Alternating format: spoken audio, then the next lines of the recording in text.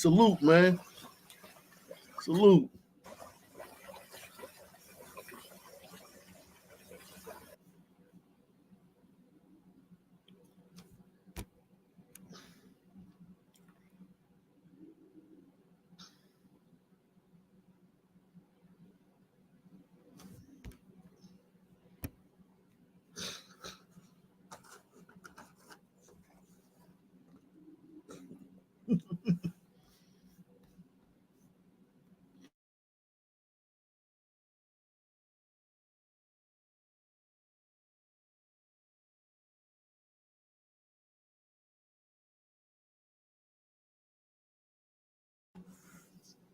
Gauss Malo in the building. Kimberly Ashcraft in the building.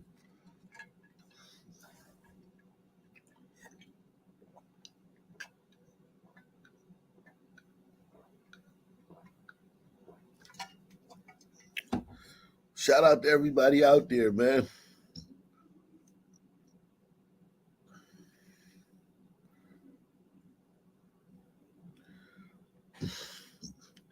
Hashtag joyful. I don't know what you're talking about, man. Salute to Daylight, man. The rapper. Daylight thinks drill music might be the worst thing that happened to black people.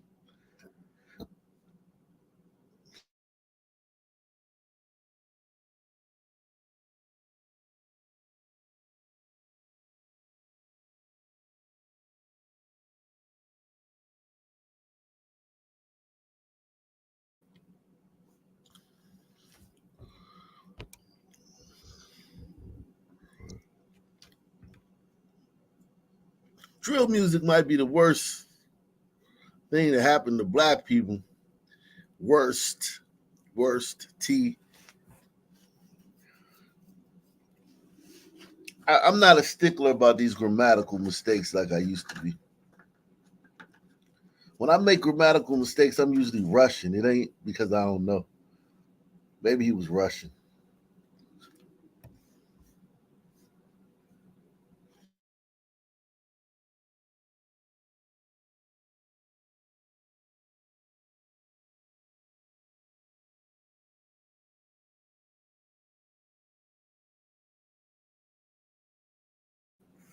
Salute to Alexander Barron, man, our correspondent in the UK. Salute to Alexander Barron. He says, just got a 550-pound court settlement from a son man, a lawyer. Would you believe? Here's your 2%. Thank you, man. Wow, they got black lawyers. That's crazy, man. I didn't know that. It's the Lord to you, man. Drill music might be the worst shit that ever happened to us. Ninjas. Bruh, you can't dance to this stuff. You can't get no women with it. You can't sip no wine to it. You just gotta cut it on and think about killing and mean mugging. Yeah, it's not the worst thing that ever happened, but yeah, it's just a long line of other stuff, man. Um,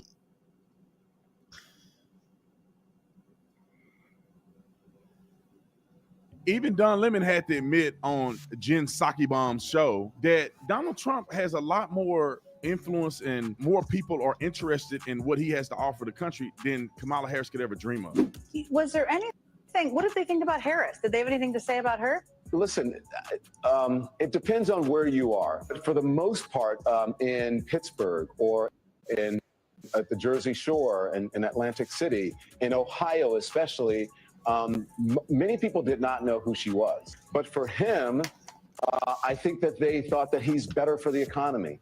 And that, again, that he gave them, that he brought money into the community and that, or that he was on black people's side. Comment in the comment section. I'll see you on the next one. I'm out.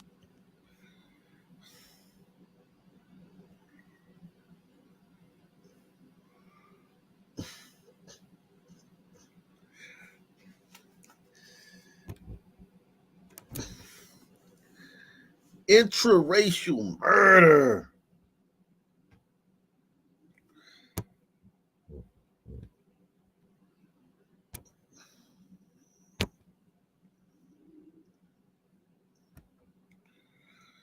All right.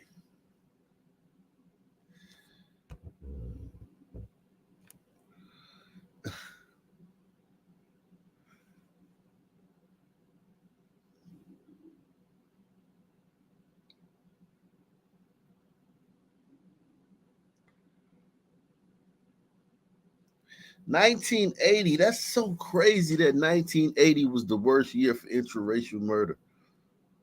That's so crazy.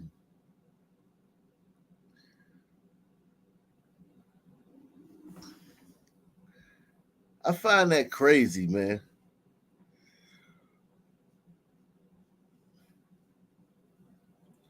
Salute to everybody out there. Hit the like button, man. Smash that like button, man.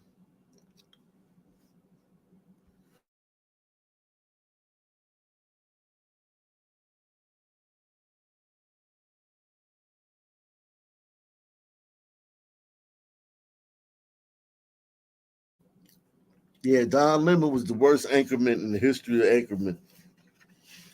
He was horrible.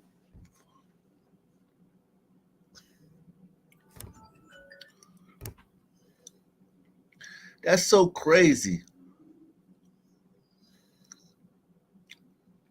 Yeah, once the Civil Rights Bill was passed, yo, we wasn't even whacking y'all that much. We were all, think about it. Blacks always been killing whites more than whites kill blacks. Even in 1959.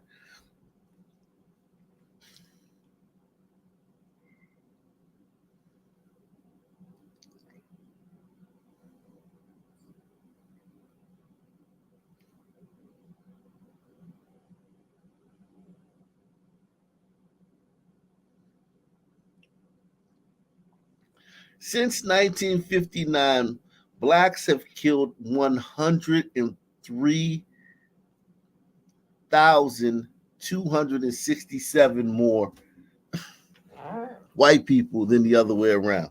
That is insane. We up 100,000. We up 100,000 in murder. We up 100,000. Shout out to Twisted 10, man. I don't know if he trying to give me the finger. You paid $2 to give me the finger, man. Pause. Pause.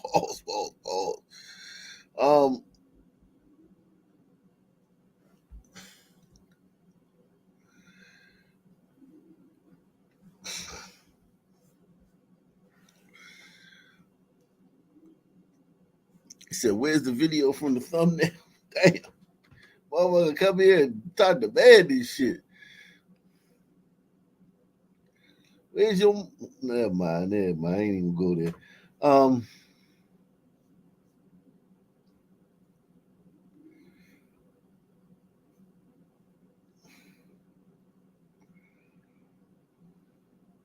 Because you are all complicit.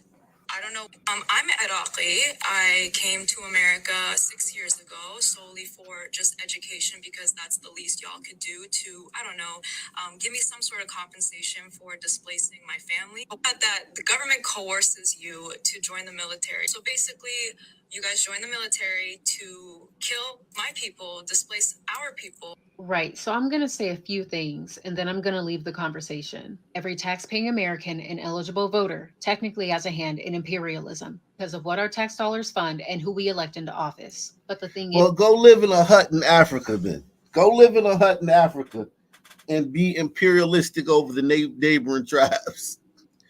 Your chief in your little hut on the savannah in Africa, he going to imperialize that little area where all the other tribes are. So y'all can have more goats and more cassava leaves and all that BS. Women are so moronic, man. They just don't understand the world. And then black women are even more moronic. Go live in a hut in the African savannah. Cool cat in the building. I'm going to say a few things and then I'm going to leave the conversation. Every tax-paying American and eligible voter technically has a hand in imperialism because of what our tax dollars fund and who we elect into office. But the thing is, we live in a world with nuance. You condemn us for enlisting and voting for lesser evils as if there is a way around the system and we're just shamelessly choosing to be part of the problem. If you were to condemn someone for buying from Starbucks knowing that they support Israel, that's reasonable because it's 100% a choice at this point. But she'll eat a candy bar even though those little kids in Africa are being worked like slaves in those cocoa plants, in those cocoa fields. Or she don't even know nothing about that. Wait a second. This woman don't even know nothing about how the chocolate gets in her candy bar. She has no clue. We already did a video on that. Press 1 if you saw that video. This black chick talking about goddamn Arabs over there in the desert, whining about their fate. You'll be a slave over there if you went over there, you moron, idiot. Like, it's not a necessity. But if you were to shame someone who shops at Walmart when it may be the only thing that they can afford or the only grocery store within their vicinity that they have access to, that's not reasonable. Both consumers are buying from corporations that fund genocide. But it's not that black and white, is it? You willingly came here to receive an education, all to secure a better future for yourself. Black people are doing the same thing when they enlist. You accepted an opportunity offered through a government that you know is actively oppressing others. You work here and contribute. Every government is actively oppressing others. Do you know what Afghanistan is doing to its women right now? She probably don't know that. She probably don't know that women can't talk in public as of 2 days ago in Afghanistan. Women can't sneeze in public. As of 2 days ago in Afghanistan, she don't know that. Yeah, she's talking about America and oppression and all this crap. Nice looking young lady, just college educated. She's been on this college campuses and she's grown up in Blackistan, and her view of the world is so far from what it really is that it's not even funny. Contribute to our economy and society. So how are you absolved of the same responsibility you say we have in the matter? You acknowledge that they coerce vulnerable children and young adults into enlisting. They take advantage of people's ignorance and desperation and dangle basic human needs in front of suffering people, offering shelter. Those people, listen. Where I'm at in Pennsylvania, a bunch of white boys. Listen, I got to do a video, man, where I show you, like in this region of Pennsylvania, they have dead soldiers, pictures of dead soldiers all over the town. You drive down the streets and there's pictures of dead soldiers on poles all over the town. Soldiers that died in World War I, the Korea War, Vietnam. So many white boys in this town, in the neighboring towns, enlist. There's a recruitment center maybe 5 minutes from my house. This is where they get most of their soldiers from. Stop acting like they getting all their soldiers from Blackistan. America getting most of their soldiers from the heartland, from rural white America. That's where the majority of the soldiers are coming from. Press 1. And money and education and healthcare, a future, a life. And they're the ones catching a stray for wanting to survive? You say we owe you because of the harm we caused you. You speak in a very general manner when regarding us. So you were telling us, descendants of slavery, the people who experience massacres on this land, the people who have whole towns under bodies of water, the people whose communities were also bombed and continue to be terrorized by the same government that bombed and terrorizes yours. The people.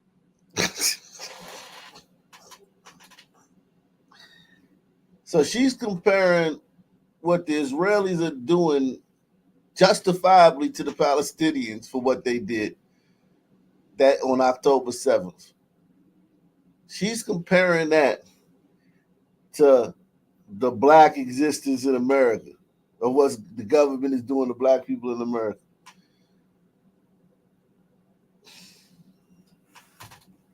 People who are also experiencing displacement due to gentrifying. You are telling those people that they owe you compensation when they have yet to receive their own reparations. As the saying goes, you can't. Nice looking young lady though. Very smart, just don't know shit. Smart but don't know shit.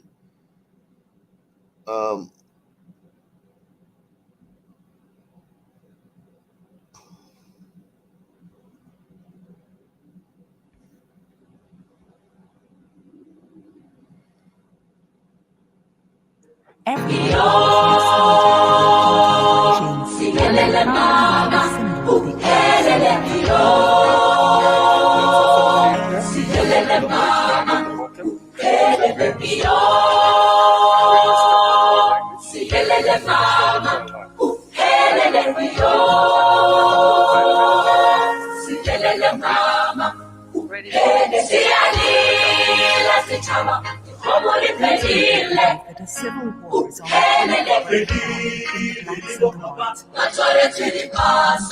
Andre Bacon.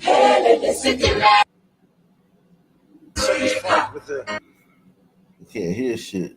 Oh well.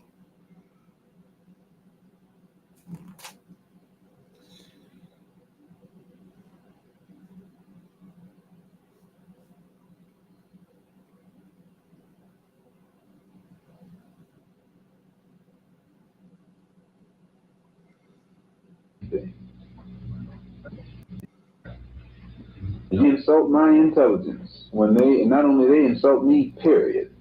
If they think I would tell them anything. But it would be good, and I think in many ways it might be of some benefit to your organization. You know, if in fact we can eliminate people. There's no government agency that can ever expect any information out of me that's in any way detrimental to any religious group or a black group, for that matter, in this country. No government agency. That's fine. Because they should use that same energy to go and find who bombed that church down there in Alabama. Well, and if these government agencies spend as much money and time and energy. You know what somebody in the South is saying? You insult my Malcolm X said no snitching, man.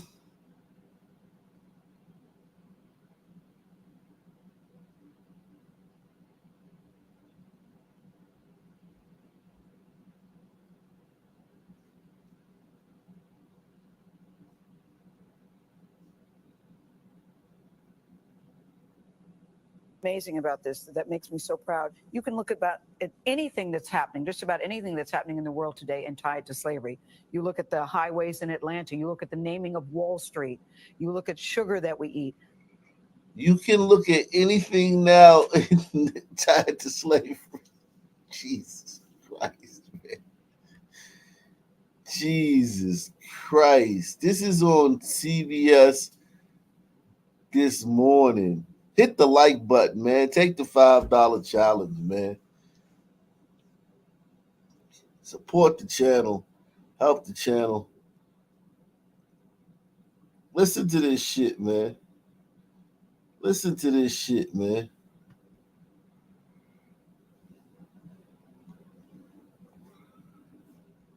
Amazing about this, that makes me so proud. You can look at anything that's happening, just about anything that's happening in the world today, and tie it to slavery.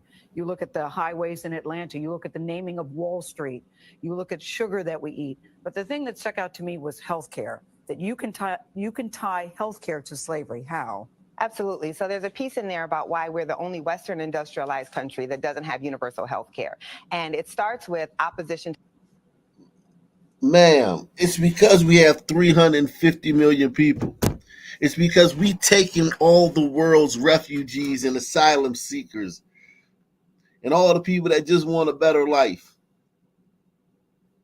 Amsterdam Holland, whatever you want to call it, Belgium, they got 5 million people.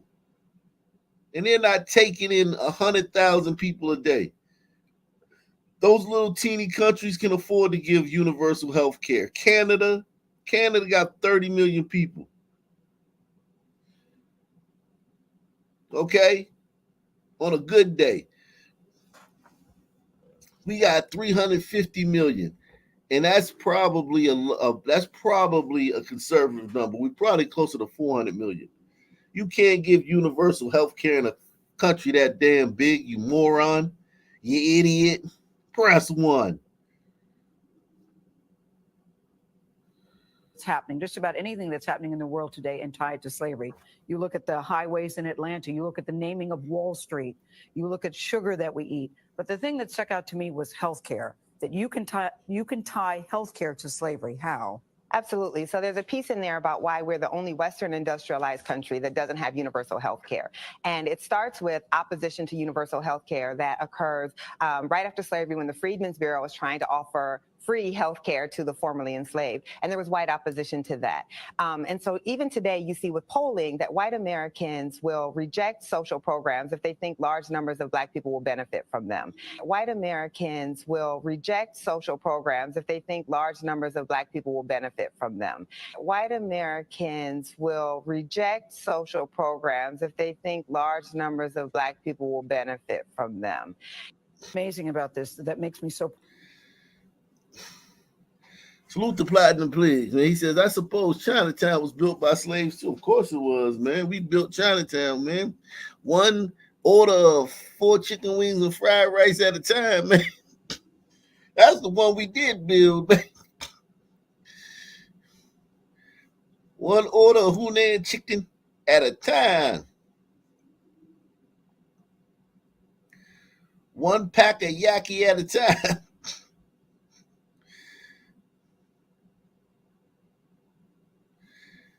This is Japan.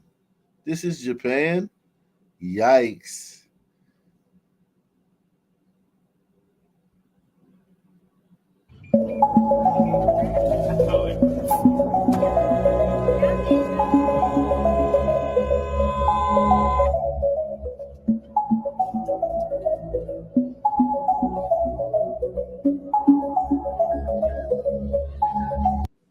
Hey, man.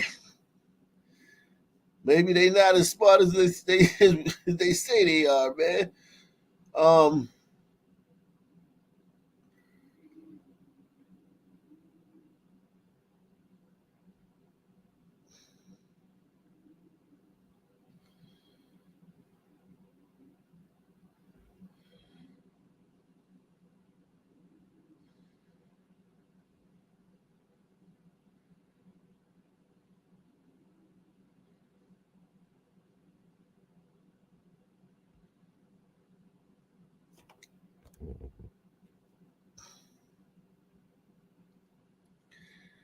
Shout out to Platinum Pig, man.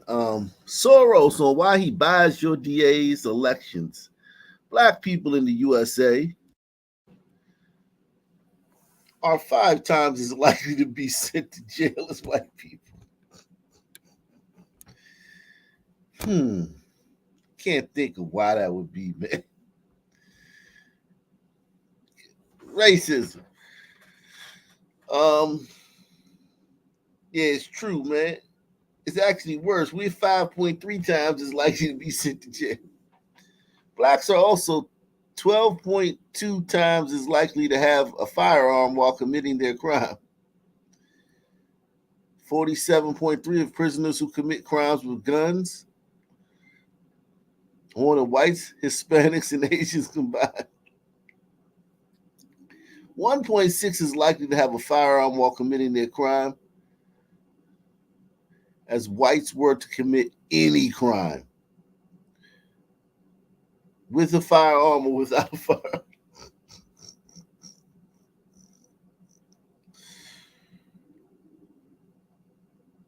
Damn, man, we keep it in. We get it cracking, man. We get it cracking. This is some next level data, man.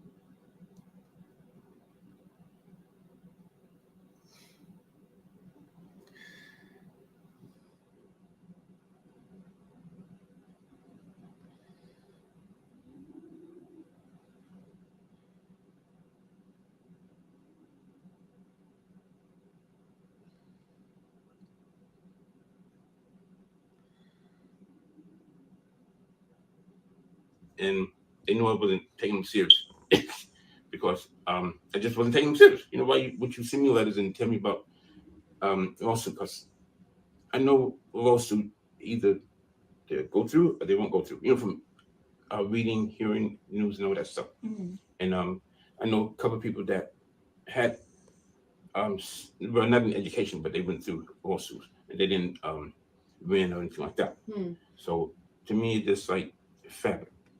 You know, either, you know, but it's when I finally got it in my head, they kept pushing and kept explaining things piece by piece until I sort of got it in my head and just listened to them, and it went from there. Okay. But still today, I don't really believe it. But you know, and yesterday we still on the phone for. Okay, so that guy, this is Herman Grimm. He was just awarded $2 million from New York State. Why? Because Black people failed an objective test called the National Teachers Examination more often than other races. Mr. Grimm failed many times as he's interviewed, his smoke detector chirps 3 times. Oh, this dude got $2 million for failing a test, a teacher's exam, to become a teacher. Wow. And they knew I wasn't taking them serious because I just wasn't taking them serious. You know, why would you send me letters and tell me about lawsuit? Because I know lawsuit either they go through or they won't go through. You know, from reading, hearing news, and all that stuff. And I wonder how he failed that teacher's exam. He seems like a very bright guy, man. Well spoken, man. I know a couple of people that had well, not in education, but they went through lawsuits and they didn't win or anything like that. So to me, it's just like fabric. You know, either, you know, but it's when I finally got it in my head, they kept pushing and kept explaining things piece by piece until I sort of got it in my head and just listened to them, and it went from there. Okay. But still today, I don't really believe it. But you know, and yesterday we still on the phone for a long time trying to convince me that it's real, it's no game, it's no you know, fouls, falsehood, and all that stuff. But it's not. I'm a normal person. I had to struggle for money. Sure.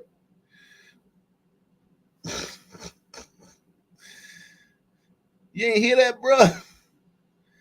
You didn't hear that?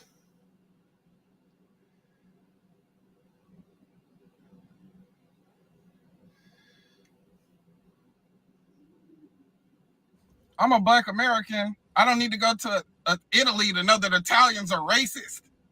They're racist here in America. They don't like you, Mulian. What is the need? Like, what is this infatuation with Italy? Like, even rappers, they name themselves after like Italian gangsters that would call them the N-word at the drop of a hat. They're not trying to do business with you. They'll use you for sure. What you want, a margarita pizza? What you want, Italian food? It's dough, cheese, and red sauce. Maybe some sausage and peppers. Throw that in there. Done. Why do you want to go to Europe as a Black person in general? If you're from Africa, y'all use powder wigs in your high court. You're still living in 1700s. Like, what the fuck is the infatuation with Europe and Black people? Why are you going there? And then surprised they're racist. That's where the racists are made. That's racism factory. They're the OG colonists. This is where the Pilgrims came from. When you're seeing them fucking powder hat, buckle shoe, baseball pants wearing motherfuckers laying on your land, that's where they came from. That's where the ideology was birthed. They don't like you. They're racist. They see you as less than human. Meanwhile, all those countries are accepting any African that can make it there. If you African and you can make it to the shore of any European country, they'll take you in and give you money and a place to stay. Press one. You going to the motherland, the fatherland? I think y'all want to be discriminated against for content. I think you want to be called a slur for content. Because at this point, what the fuck is not clicking?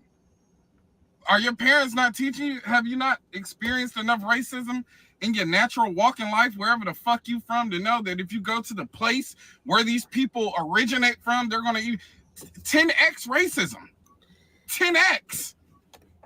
Racism on steroids.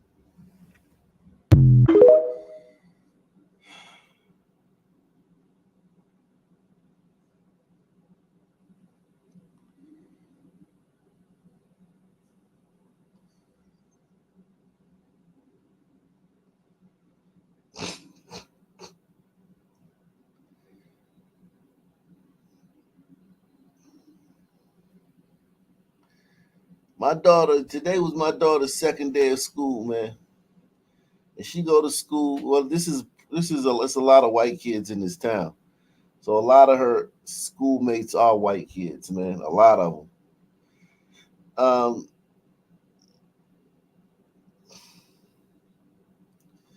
I'm sure that there's going to be a white girl that doesn't like her. I'm sure there's going to be a white kid that may push her or something like that throughout the course of the school year. Or somebody hurts her feelings that's white. Most of the kids in the school are white. But one thing I know is that white's got to be perfect, man. I don't care if most of the kids in the school white, man. I want a perfect field goal percentage from white kids against my daughter. If one of y'all have anything incident with my daughter, all y'all racist. Everybody racist. Even white people that ain't got nothing to do with it racist.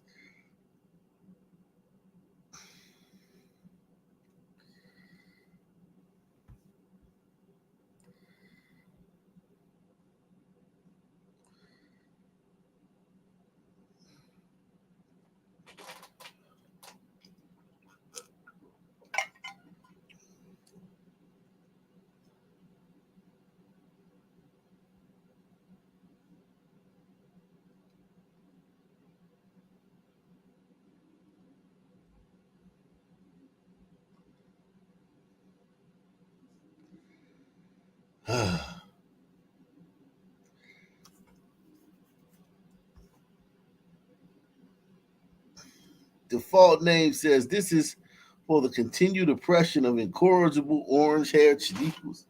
Yeah, man. Salute to you, man.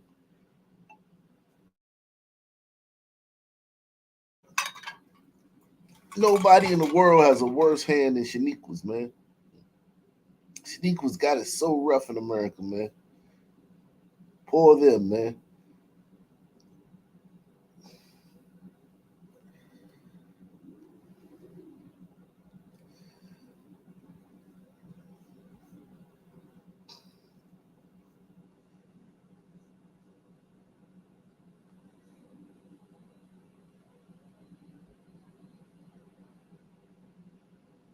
Holy shit.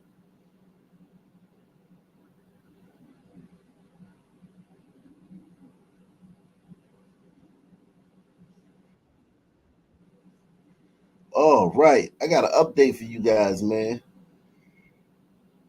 Shout out to everybody out there, man. Update. Remember Pavel Lapierre? Press one if you remember our girl Pavel Lapierre, man. From Baltimore, man. Our homegirl, Pavel Lapierre.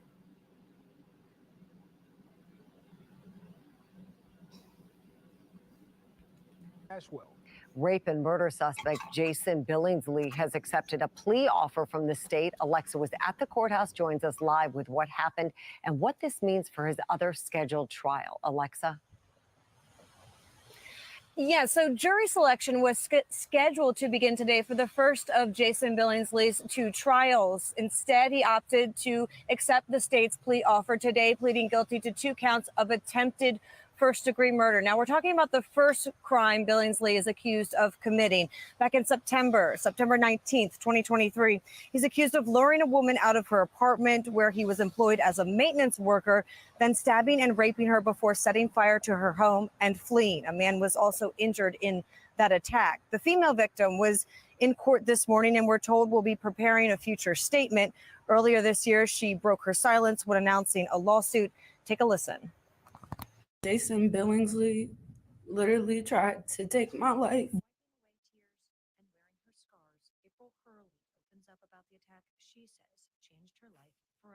He tried to take my life, and this could have been prevented, and he would have never had the chance if these people, my former landlord and former property manager, did not hire him.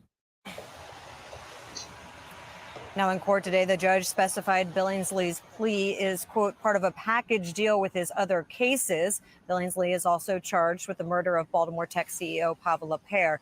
The state's attorney's office confirms Billingsley will be sentenced for this attempted murder case in tandem with the start of the Lapierre case this Friday. So while not confirmed, it's likely and anticipated he will in fact plead in Lapierre's case as well. Lapierre's parents releasing this statement that reads in part, quote, justice may be served, but it will never fill the void, erase the grief, or replace the impact Pavel would have had if given the full life that she deserved. Yeah, Pavel would have contributed to more Jason Billingsley's being released early if she hadn't been killed by Jason Billingsley. Family says they will have more comments this Friday. We, of course, will be in court. Reporting live in Baltimore, Alexa Ashwell.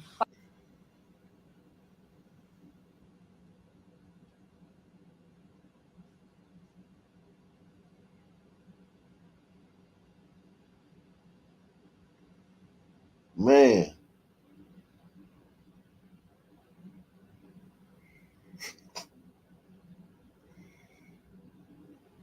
With Alexa Ashwell.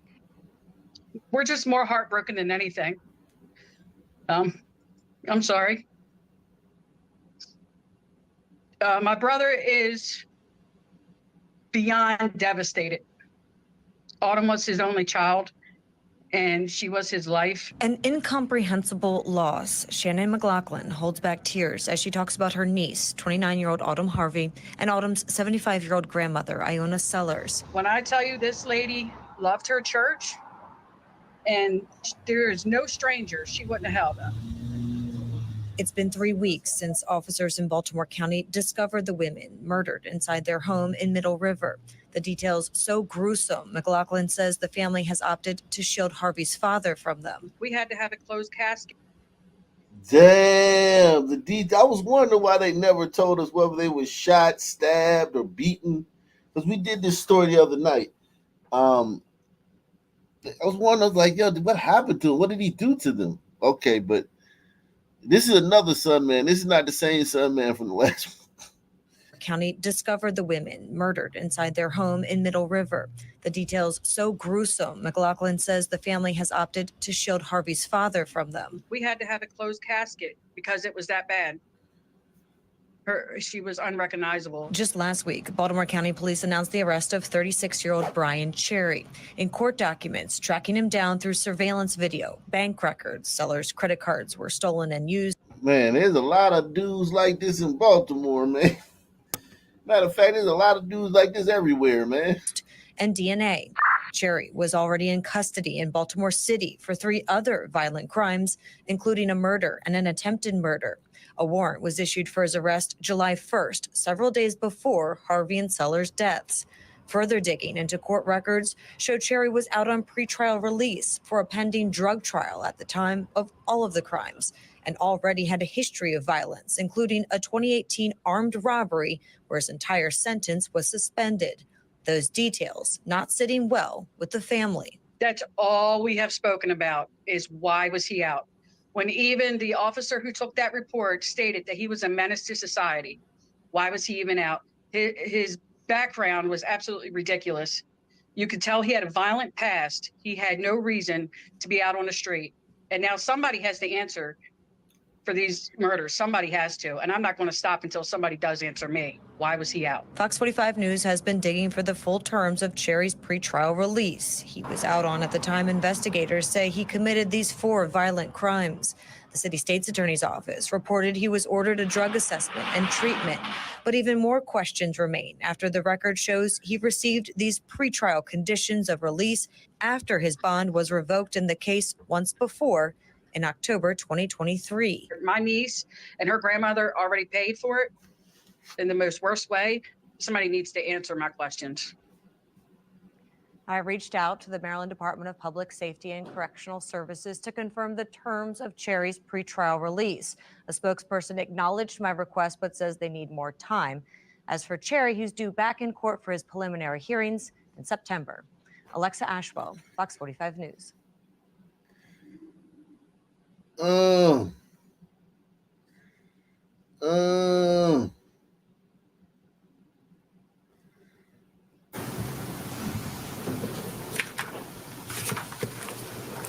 Good afternoon, and thank you for being here today. My name is Katie Robine, spokesperson and public information officer for the Frederick County Sheriff's Office.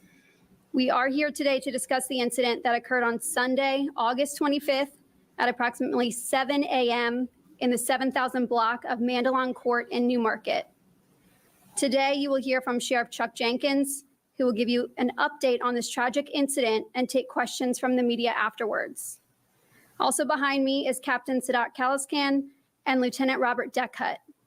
And now I'll turn it over to the sheriff. Thank you, Katie. Good afternoon. I want to start by expressing my sincere condolences to the families of the victims of this tragic incident. Also, this is another murder. This is not the guy we just covered there. This is another murder in the same area. So I want to thank the press for your patience and giving us a couple days to pull everything together.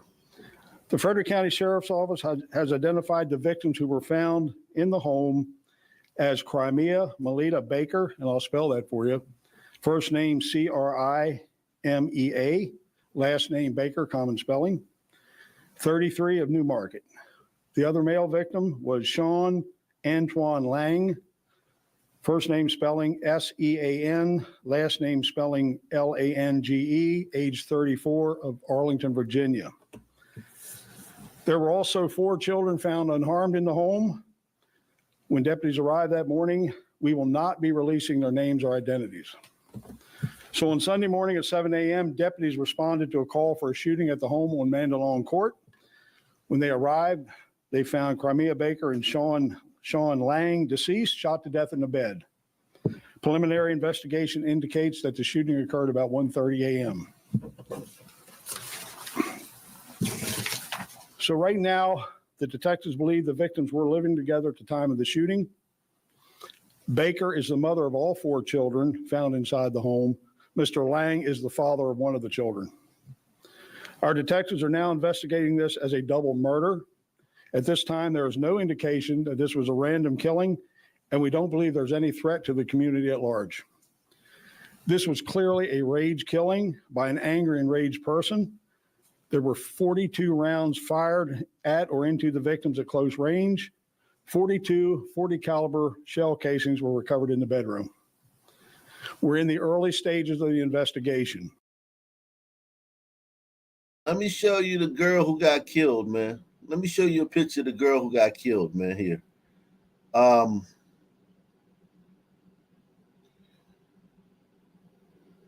Where's she at?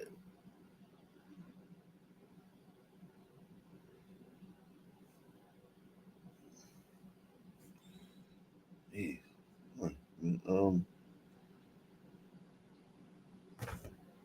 Crimea Baker, man.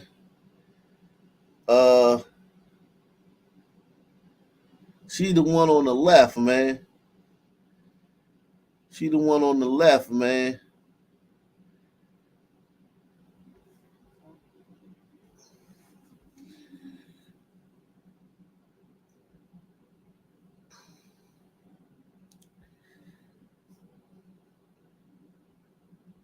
Shout out to Tracy Jones. He says Hannah Payne might be coming home, bro. Oh, happy days. Hannah Payne, the girl who shot that black dude in traffic down south somewhere. Is that who Hannah Payne is? I think I knew that name. So she was the owner and the CEO of Children Matter. Said, I am an outgoing, eager to learn person.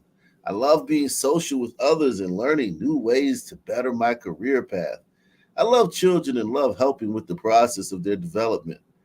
I currently owner of and CEO of Children Matter First LLC. My goal is to obtain my BCBA in the next few months.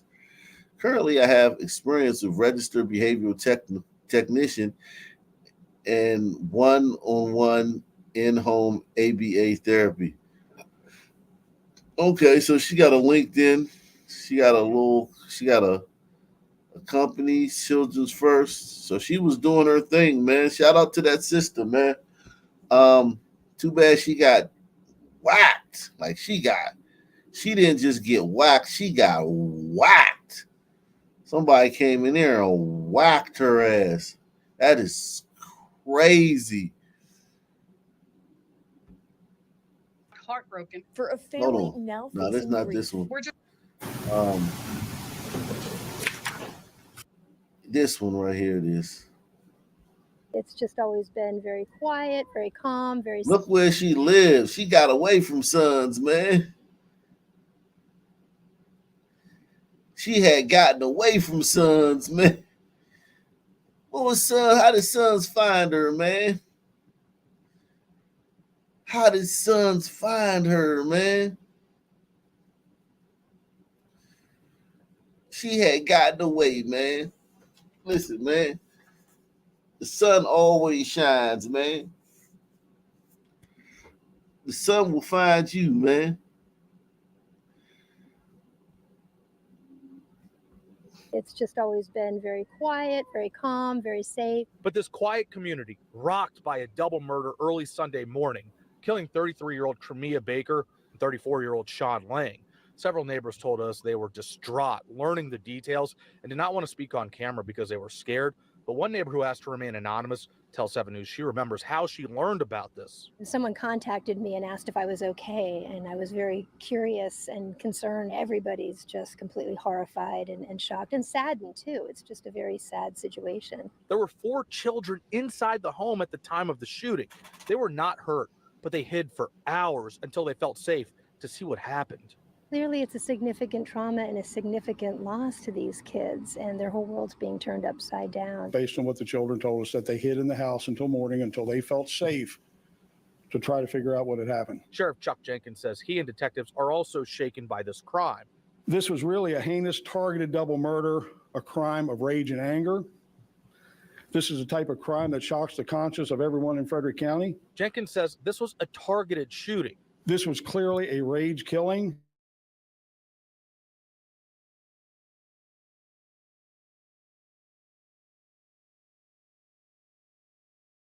Fired at or who are top of mind for the community. I can't imagine what's going through their minds. One of the children discovered his mother and the gentleman in the bed dead at the time. So I can only say that their life is just destroyed. It's upside down right now. I'm a therapist and I work with kids, so it breaks my heart Her to think children, of the trauma man. that they must have witnessed and experienced. And my hope is that they all end up in a place where they can get the help that they need. Sheriff Jenkins reiterated multiple times he does not believe there's any danger to the public. He also says that there are multiple law enforcement agencies working on this investigation. In Frederick County, Maryland, Christian Flores. Man. Wow.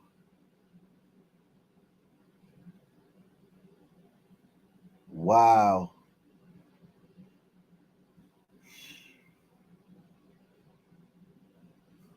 Whew.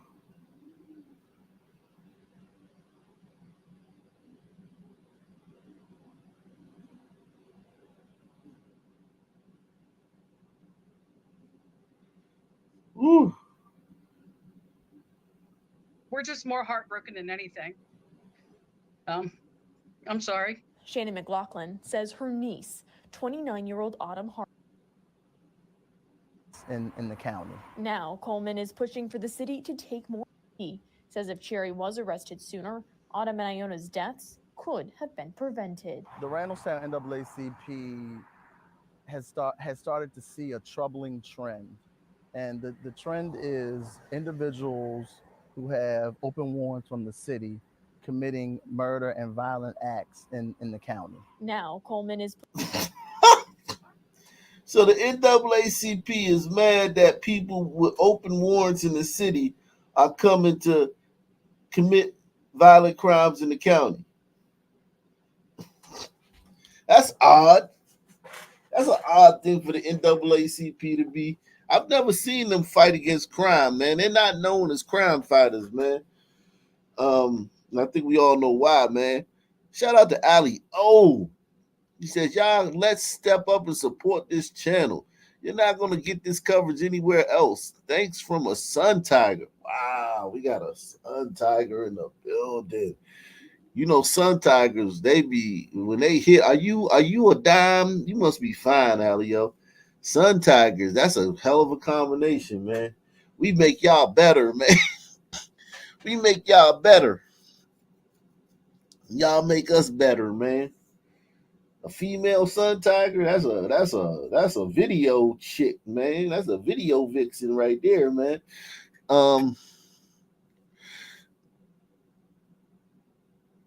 This is odd, man.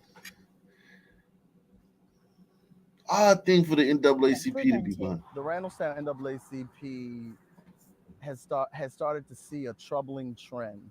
And the trend is individuals who have open warrants from the city committing murder and violent acts in the county. Now, Coleman is pushing for the city to take more action, calling on Baltimore police and the mayor's office to write up an after-action report to figure out what went wrong and why Cherry wasn't arrested sooner. Do they have the appropriate resources attacking the warrant issue?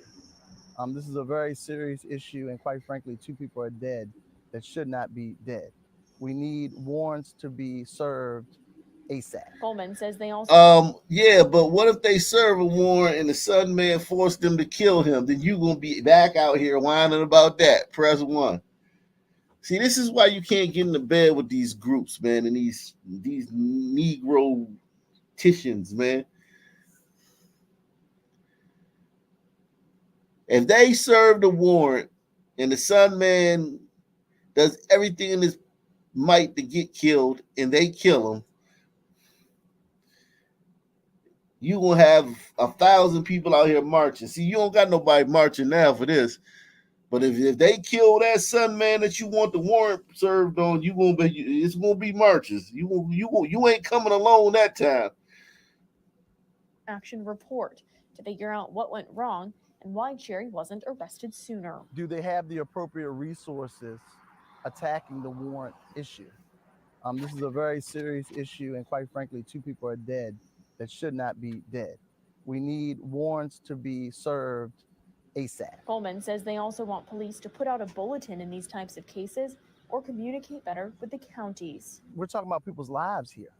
There has to be a better partnership with what is going on. And there has to be better accountability in the city. And for so long, I've talked about regionalism and how the city and county need to work together. You know, criminals do not care about jurisdictional lines. And this is certainly one of them. McLaughlin says it's part of this case also making them wonder. Why was he out? When even the...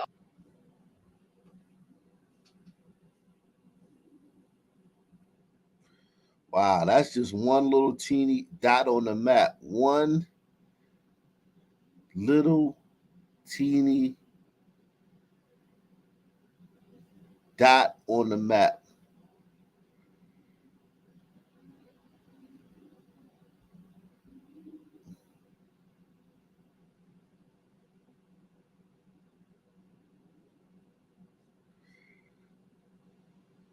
Closer to home, a woman accused in a South Memphis carjacking over the weekend was in court this morning. Hey, man, Tigers on the board. Shout out to Tigers. That's so crazy, Alio, man. As soon as we mention that, man, Tigers is on the board. There go a Sun Tiger right there, man.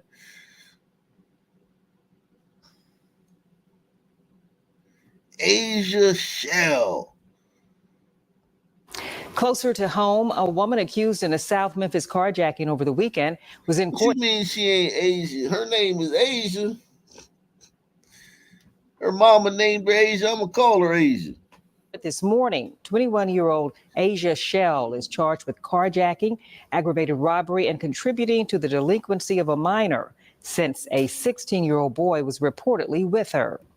Thank you for joining us. I'm April Thompson. Alex is on assignment. As WRAG's Jarita Patterson shows us, Shell faced a judge as well as our cameras this morning.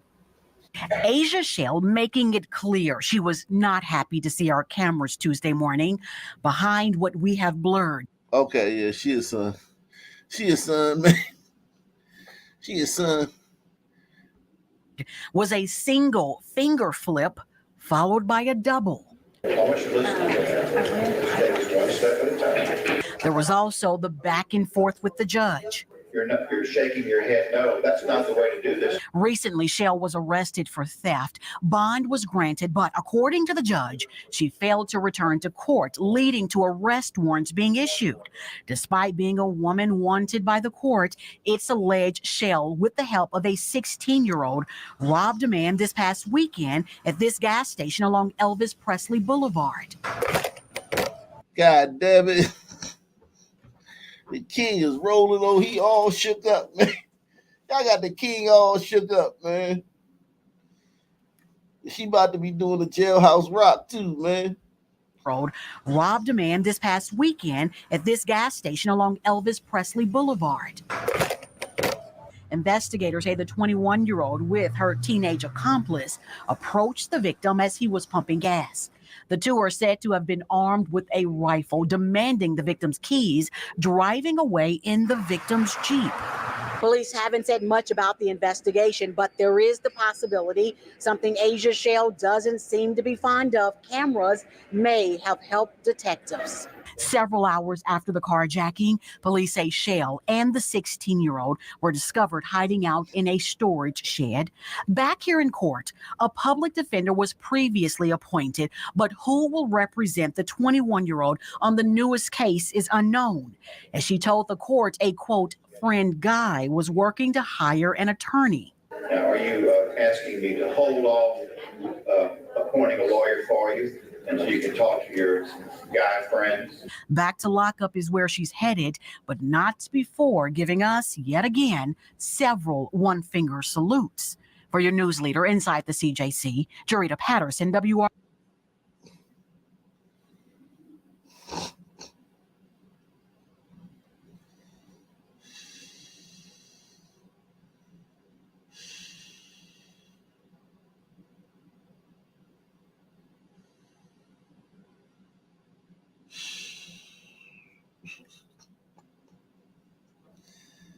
Damn, man.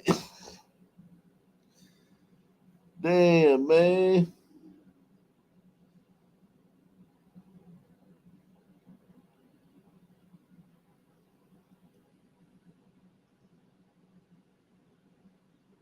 Damn, man.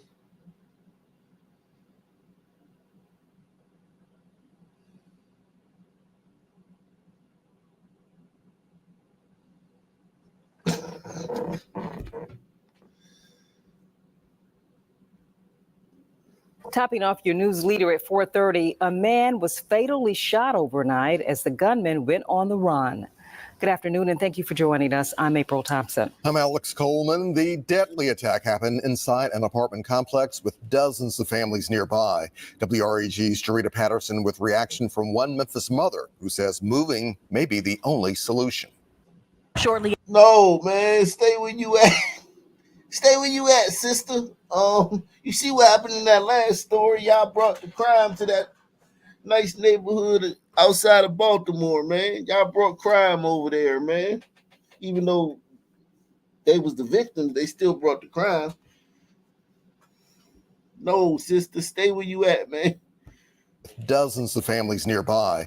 WREG's Jarita Patterson with reaction from one Memphis mother who says moving may be the only solution.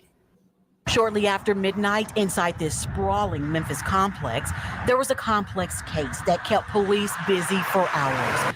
A man was gunned down inside the Highland Hills apartments, not far from where you see crime scene tape draped across several bushes. One Memphis mother who's lived here the past 4 years is telling us she's unsure how much longer she'll call the area home. At this point, it's time to move. There's a lot of fear that she or her children could find themselves in harm's way. It's because of that fear she did not want her identity revealed. Put the guns down. Think about the kids. Sadly, her passionate plea did not reach the person who pulled the trigger overnight. It's too dark over here, no street lights. Still, other neighbors describe seeing someone sitting on this transformer box. Without warning, there was the sound of gunfire, round after round, with the victim falling in front of this car, unable to survive his injuries. This keeps happening. What you didn't see is that Memphis mother holding her child a little bit tighter, a little bit closer. This was a bold attack. As neighbors are telling us, after the shooting, the gunman didn't run away. Instead, in their words, he casually walked away.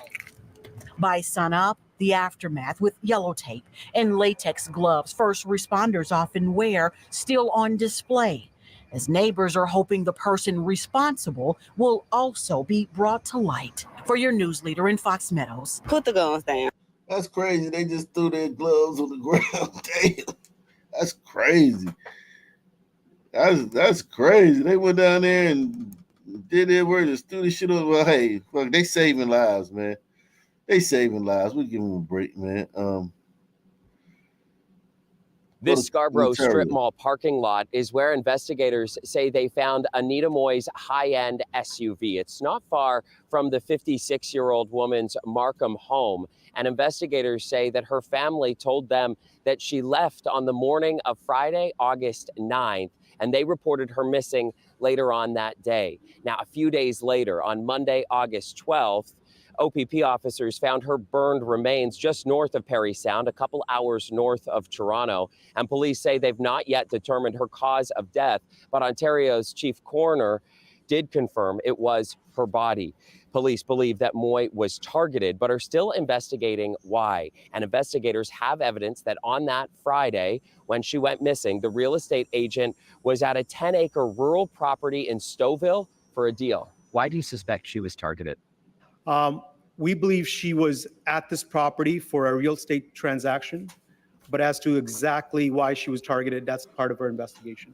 3 teen boys now face charges in connection with her disappearance. They all face fraud charges because police say that they used her credit cards after she disappeared. And one of the teens also faces a number of firearms offenses. Now, all 3 of them are suspects in her murder and may face upgraded charges as well. Police have so far found no evidence to suggest that Moy's case is connected to that of Ying Zhang, another Markham woman in her 50s who went missing last month. Her remains were found a few days later in Kirkfield. That's 140 kilometers northeast of Toronto, and a 26-year-old man from East Gwillimbury was charged in her case. Now, despite the similarities, police are not connecting the 2 cases at this point. They say that they have. Wow. Let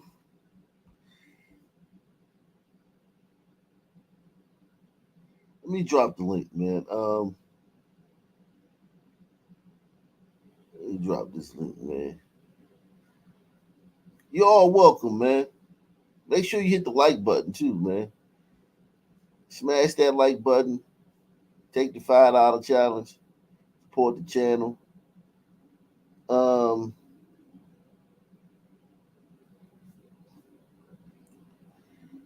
Woo! 12:37.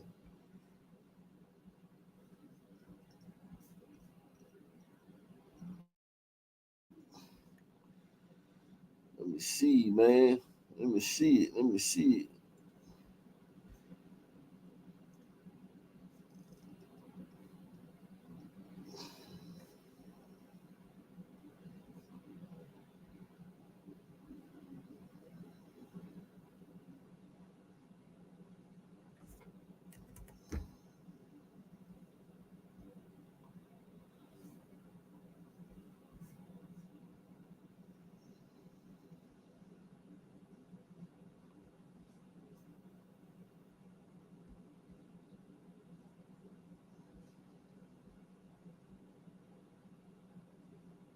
Salute to Gouch Merlot, man. Gouch Merlot in the building.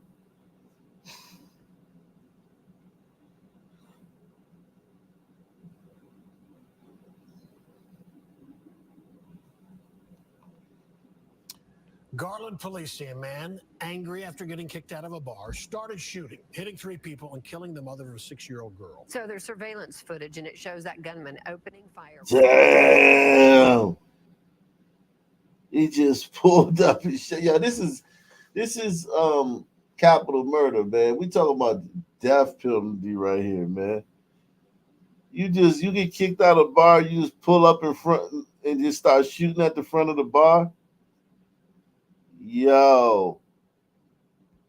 3 people and killing the mother of a 6-year-old girl. So there's surveillance footage, and it shows that gunman opening fire from his car outside the pool hall. This is on Walnut Street. The gunfire hit a security guard and 2 innocent bystanders. One of them, a 30-year-old, was killed. Fox 4's David. Damn, they killed that Olmec, man. That's a straight up Olmec, man. I'm trying to tell you, black people, them Olmec statues ain't y'all, man. This is an Olmec right here, man. Look at that, man. That's an Olmec statue right there, man.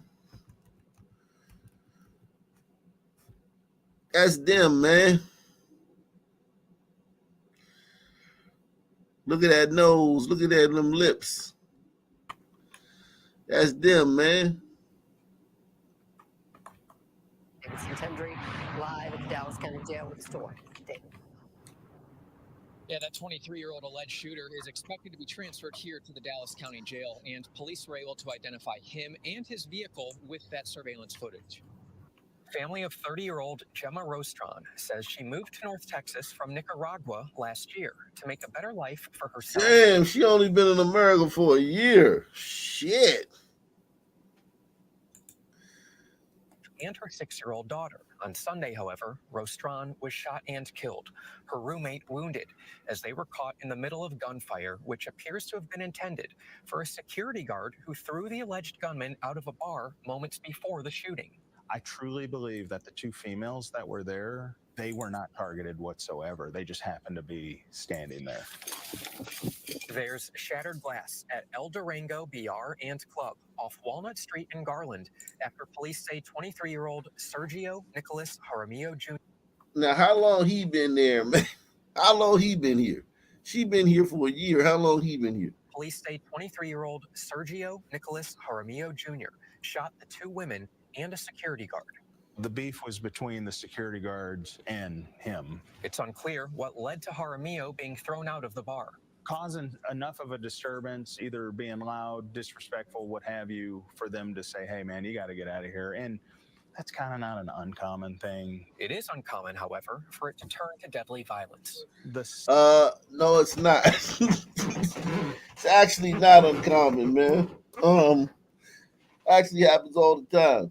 Suspect here in this incident took matters into his hands that are irreversible. Police identified Jaramillo as the suspect with the assistance of this surveillance footage and flock cameras flagging this vehicle. Jaramillo turned himself in Tuesday morning. He decided to fire a firearm at a group of people, at a business, at a building, ultimately striking 3 individuals that'll change their lives forever, and his own. The department believes the 2 people who survived may not have lived had it not been for first responding officers providing first aid. And so there's no doubt about it that those officers acted very quickly in helping to save those lives for sure. Unfortunately, they were unable to save Rostron. Her family shared these photos of her with Fox 4. They say she was hardworking and charismatic. You know, many lives have been changed over the actions of somebody for a temporary problem. Jaramillo is charged with murder and 2 counts of aggravated assault with a deadly weapon. His bond has not yet been set. Oh, he's getting a bond? Wow. Steve, Heather, back to y'all.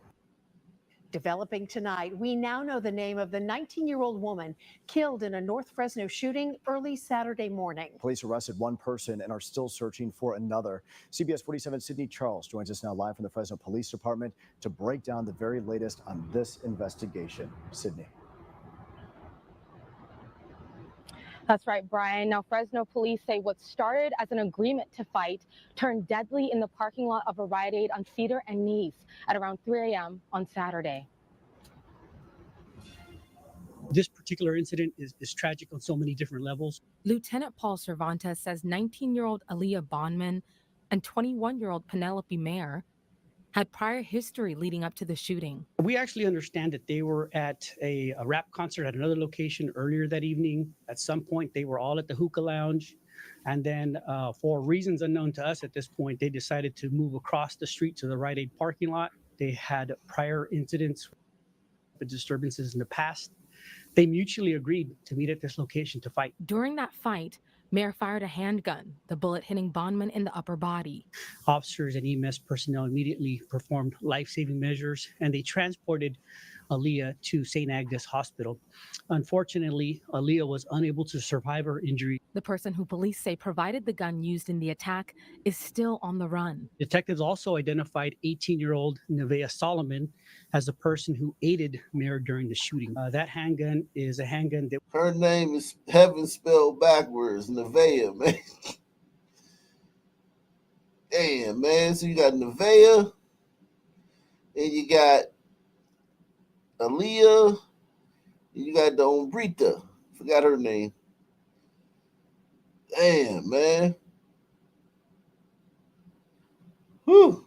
Still on the run. Detectives also identified 18-year-old Nevaeh Solomon as the person who aided Mayer during the shooting. That handgun is a handgun that was in possession of Nevaeh Solomon. That handgun was used to mortally wound Miss Bondman in this event. Police say the entire thing was recorded by a bystander who knew both of the women. Because this particular video is considered evidence, I will not be able to share it with you, but I can tell you that the video itself was disturbing, it's graphic and shocking. Lieutenant Cervantes says detectives are still asking for more video that could help the department's investigation. We're going to be requesting further information. I'm sure there's folks that are out there that have video that was we're learning that other social media outlets or other platforms have some video.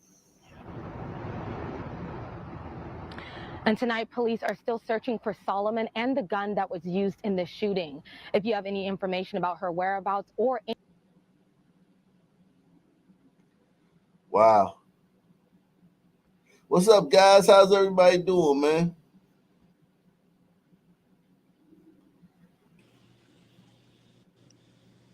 Any information at all about this case, you're asked to call Fresno Police. Reporting live in Fresno, Sydney Charles, CBS 47 Eyewitness News. Well, we begin this afternoon with scary moments for a husband and wife in Connecticut. Police say they were kidnapped by a group of men targeted because of the car they were driving on the way to go house hunting. And good afternoon to you. I'm Liz Cho. I'm David Navarro. New surveillance video captures the van speeding away from the scene. Police say the victims were in the back of that van, bound with duct tape. One of them had been assaulted. Eyewitness News reporter Marcus Solis is live in Danbury with the very latest on this frightening story, Marcus. Yeah, man. Yikes.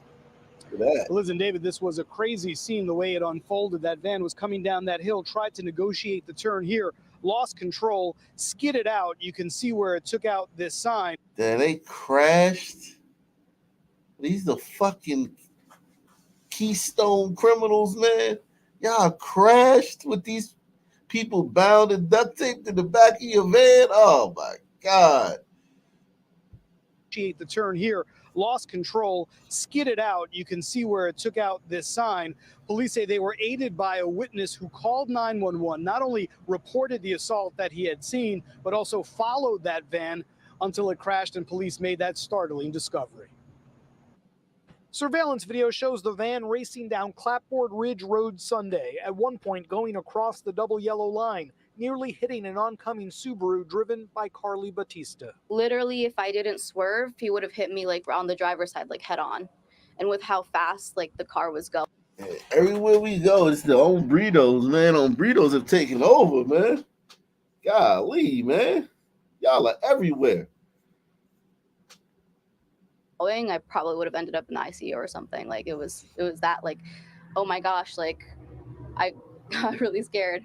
That van eventually crashed, the suspects taking off on foot. But inside the vehicle, Danbury police found a husband and wife in their 50s with duct tape around their hands and feet. The man's eyes were also covered with tape, and the victims were injured. It seems like they were struck with the bat, as all indications. The male victim was pretty bruised, pretty swollen. And yeah, they indicated that they were struck with the bat several times. The incident unfolded when the victims pulled up to a gated community in their Lamborghini. The car was purposely rear-ended and the couple surrounded by 3 other vehicles.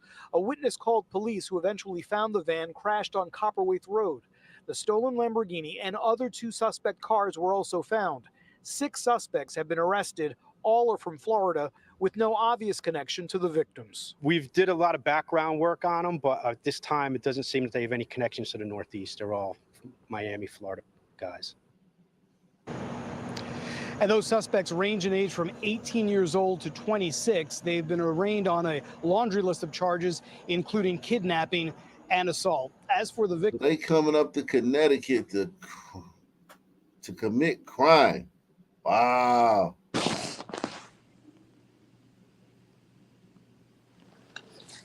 Man, this is... Yeah, David, Christine, what we learned is that this What's going on? incident happened very quickly. No, I was saying this is a scary world, man. This is a scary world, bro. This is crazy. What's scary, man? What's scary to you, man?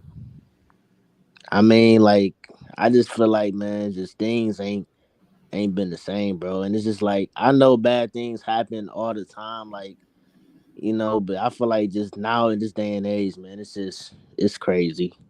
It's just, I feel like nowhere is safe, to be honest, bro.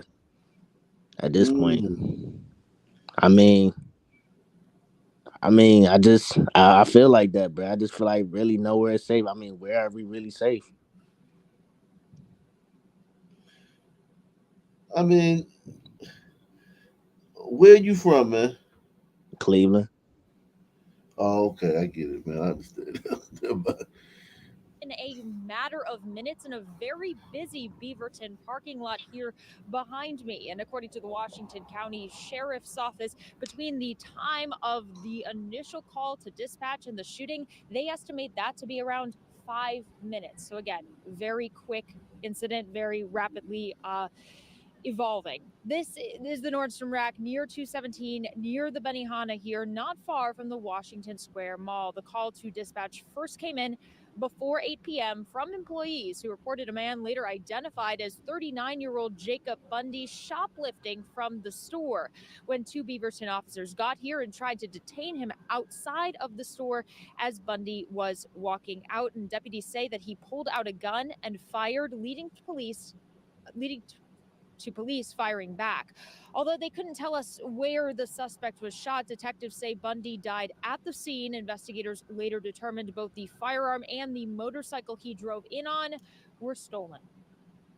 There were a lot of people that witnessed this incident, part of it or the aftermath, that we've already contacted. Certainly, if there's anyone that witnessed this or any part of it that has not spoken to police, we would ask that they call the Washington County Sheriff's Office.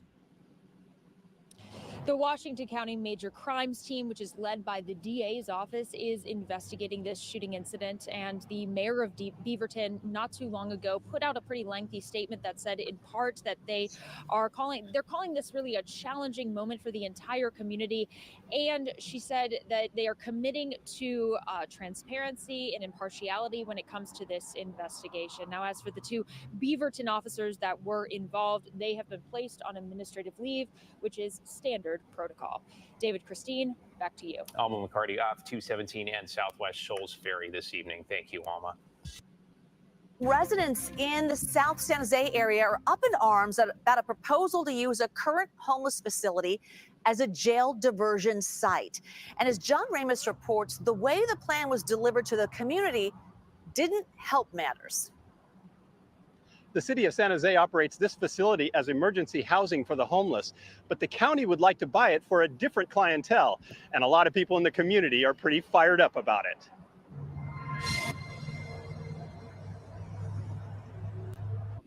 It started a couple of weeks ago when Isa Ajloni got a notice from the county for a, quote, neighborhood meet and greet. I wasn't going to even attend it, and then I got a phone call from a whistleblower. At the meeting, Santa Clara County Behavioral Health Services announced that they intend to use an $8 million state grant to buy this homeless housing site at Monterey and Bernal and another on Vermont Street to use as a jail diversion program, which they say caters to, quote, mostly people with mental illness, substance use disorders, or both. I was the first one to raise my hand, and I said, well, my head is spinning right now. I can't even think of the questions I want to ask because you just did a core dump on something that we knew nothing about, and you want to vote on it in 12 days? Ajloni is founder of a community group called Safer San Jose and says housing people with mental illness and substance abuse problems is a lot different than just putting up a homeless housing village. We all know addiction is tough. As much as that person wants to get over the addiction and their family does, sometimes it just doesn't work, and we're going to get the blunt of that addiction. The county is looking for ways to address behavioral health problems without sending people to jail. In an email, they said, quote, this program aims to help unhoused individuals with a mental illness improve their health, obtain permanent housing, and avoid unnecessary involvement with the justice system. How many of y'all want this in your neighborhood? Who wants this in their neighborhood where they're helping criminals and shit, criminal junkies get their life together? Hey, that wouldn't be a bad idea in Cleveland, to be honest. Wouldn't be a bad idea. So you don't mind that being in your neighborhood? Yeah, I think they need some help. But you just said you don't feel safe, man. You just complained about not feeling safe, and then you said in the next sentence that you would allow criminal junkies, a tiny home village of criminal junkies into your neighborhood. No, I meant to get help. I said they need help. No, but what I'm saying is, would you allow them to get the help in your neighborhood? No, they need to get help. No, they need to get help away somewhere else. So you're saying get help somewhere else? Yeah.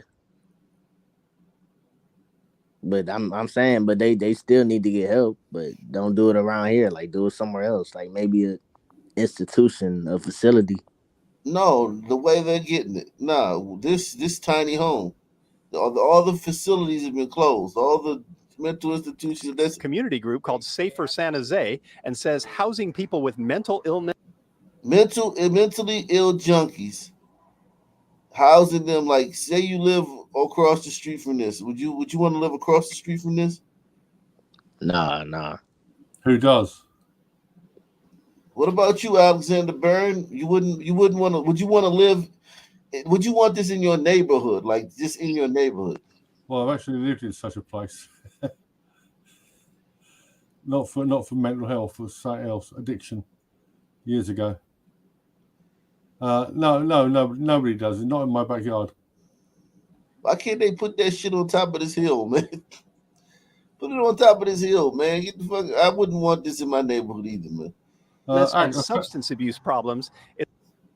I sent you an email a few minutes ago. It's got that Domino book in it, and two selections.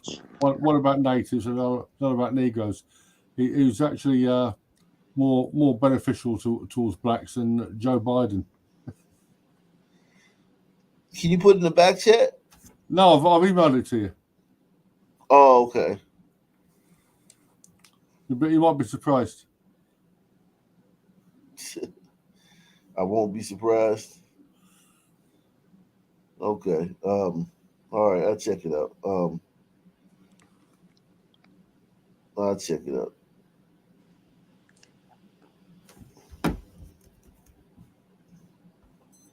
People say I'm a new panelist, man. Yeah, I'm new here, man. I mean, I'll be watching your other channel when you talk about basketball, but I just subscribed to this channel like a few days ago. Oh, really? So how'd you find out about this one? It just came up on my notifications, suggestions. So when you watch my other channel, you was watching my other channel, and this channel came up in your suggestions. Yeah. Okay, that's good. I didn't know that. I didn't know that. That's good, man. That's good, man. All right. Wow, that's awesome. So you're from Cleveland. We may have to do Cleveland in a minute. I just want to get to this mass shooting down here in Allentown, man. There was a mass Cleveland, Anthony Sowell and the Cleveland Captives. The Cleveland who? The Cleveland Captives. Remember that? Authorities are investigating a shooting near a Dominican festival in Oh, Allentown. 2 girls disappeared. Oh, you're talking about what? Kahunas, that guy was the black guy. No, three girls with Amanda Berry. Oh yeah, I know what you're talking about. Yeah, I know what you're talking about. And Anthony Sowell lived in Cleveland. He died recently. Serial killer. Oh, Anthony Sowell. Okay. Authorities are investigating a shooting near a Dominican festival in Allentown, Pennsylvania. It happened this evening on the 100 block of North 7th Street. Drone 6 video shows a large parking lot taped off. It's unclear what led to the shooting. We're working to confirm if anybody was injured. Police have only said officers took quick action, and there is no. Well, they don't know if anybody was injured. Well, we do. We know there were 8 people shot. 8 people were wounded. They must have all self-transported. 8 people were wounded at that Dominican festival. Sombritos. Bunch of sombritos, man. Get a bunch of sombritos together, man. What do you expect, man? Also, we got a mass shooting in Mobile. Mobile, man. Yeah, Texas. Nah, that's Alabama. Yeah, no, down south. Mobile, Alabama, man. A mass shooting down there, man. Let's see. So much stuff happens here. Golly. That shit has been pushed back. Golly, man.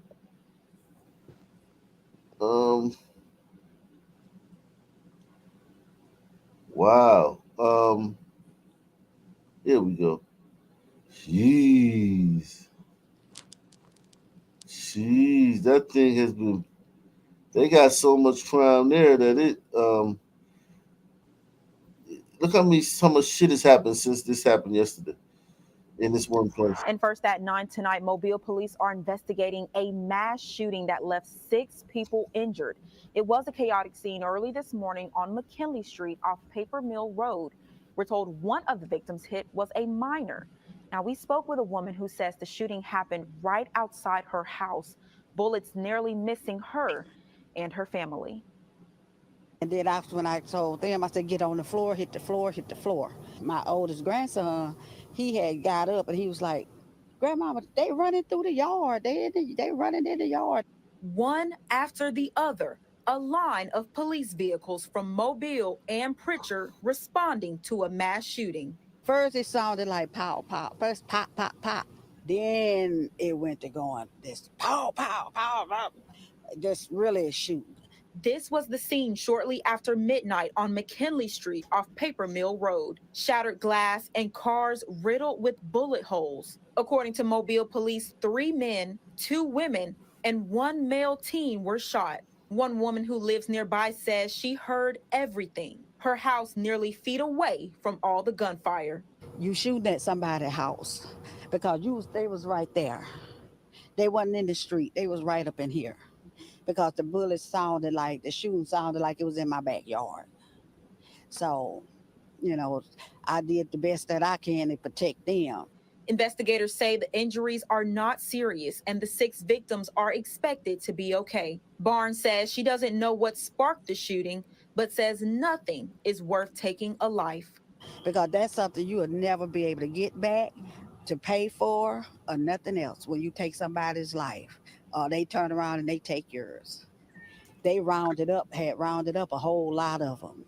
And I'm looking like, that's a lot of kids to be in one place and pulling out guns.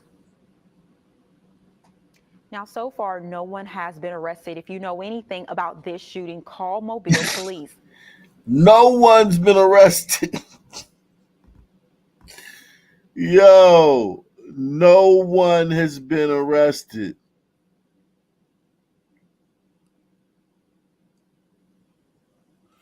You say your Wow. you say your daughter's just started school. Yeah. Keep an eye on her. Oh yeah. Definitely, man. You know the sort of poison they're using in schools now, don't you? She go to a Montessori school. She a Montessori, man. No, all this gender crap. Yeah. Damn. Keep an eye on her. Definitely, man. Definitely. Without a doubt. But my daughter, she's a real girl, man. She a girl. She be having crushes on boys, man. She a girly girl. My daughter is she knows her gender, man. Yeah, but what are we doing? Normal. She just normal, man. She know her gender, man. Yeah, but what they've been doing, once they put this young kid, this young boy in a dress. His grandfather went in and complained about it. Nah, my son. Every time you put anything in his hand, he start banging it like bam, bam, bam. My son is like bam, bam. Yeah, watch out, man. Watch out, they get brainwashed. My son, listen. I understand what you're saying, but like my son, man, he's destructive, man. He's 6 months. He's 6 months old. All he know how to do is slam stuff and bang stuff. He ain't man. And my daughter, man, she like a little girl, man. She a girly girl, man.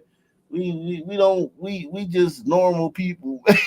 I think the parents too got to be a little weird too, man, for that stuff for you got to have fertile soil for that stuff that they teach in these schools. No, they're getting brainwashed.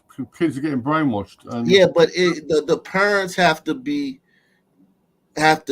open doors. The parents have to lay the foundation. Yeah, well, a lot of times they're doing it behind the parents' back. You know, it's sick, really sick. Yeah, man. Yeah, man. My kid's just normal, man. My daughter, she a girl. She want to be a girl, and my son, he a little boy, man. They don't. We just keep it simple like that, man. But I feel what you're saying. I definitely understand what you're saying. Right now, Houston police are investigating a shooting that left 4 young people injured overnight. The victims range. That's the third mass shooting, and hadn't heard nothing about none of these mass shootings on the mainstream media. In age from 10 to 16 years old. It happened in Southeast Houston off Collier Street. Devon Roming is live there this morning. And Devon, you just spoke with the family. What did they have to say? That's right, Ron and Stephanie. I just spoke with a woman here on scene who says she is the aunt of the victim. She says 4 of the children involved were her 2 nieces and 2 nephews. She tells us that her nephew, a 15-year-old, was actually shot in the stomach, and she says he is now in ICU on a breathing tube. He's also lost a kidney, and she tells me that the bullet also went through his colon. Now, here's what... Wow.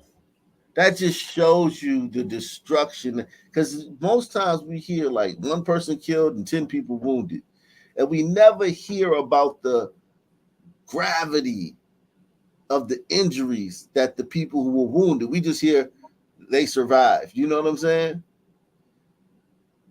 Yeah, I mean, it's amazing a small piece of metal can do so much damage. Yeah. Yeah, man. This is what a lot of people go through that allegedly survive these shootings, these mass shootings, or any shooting. You hear like so and so survived. It's not that simple.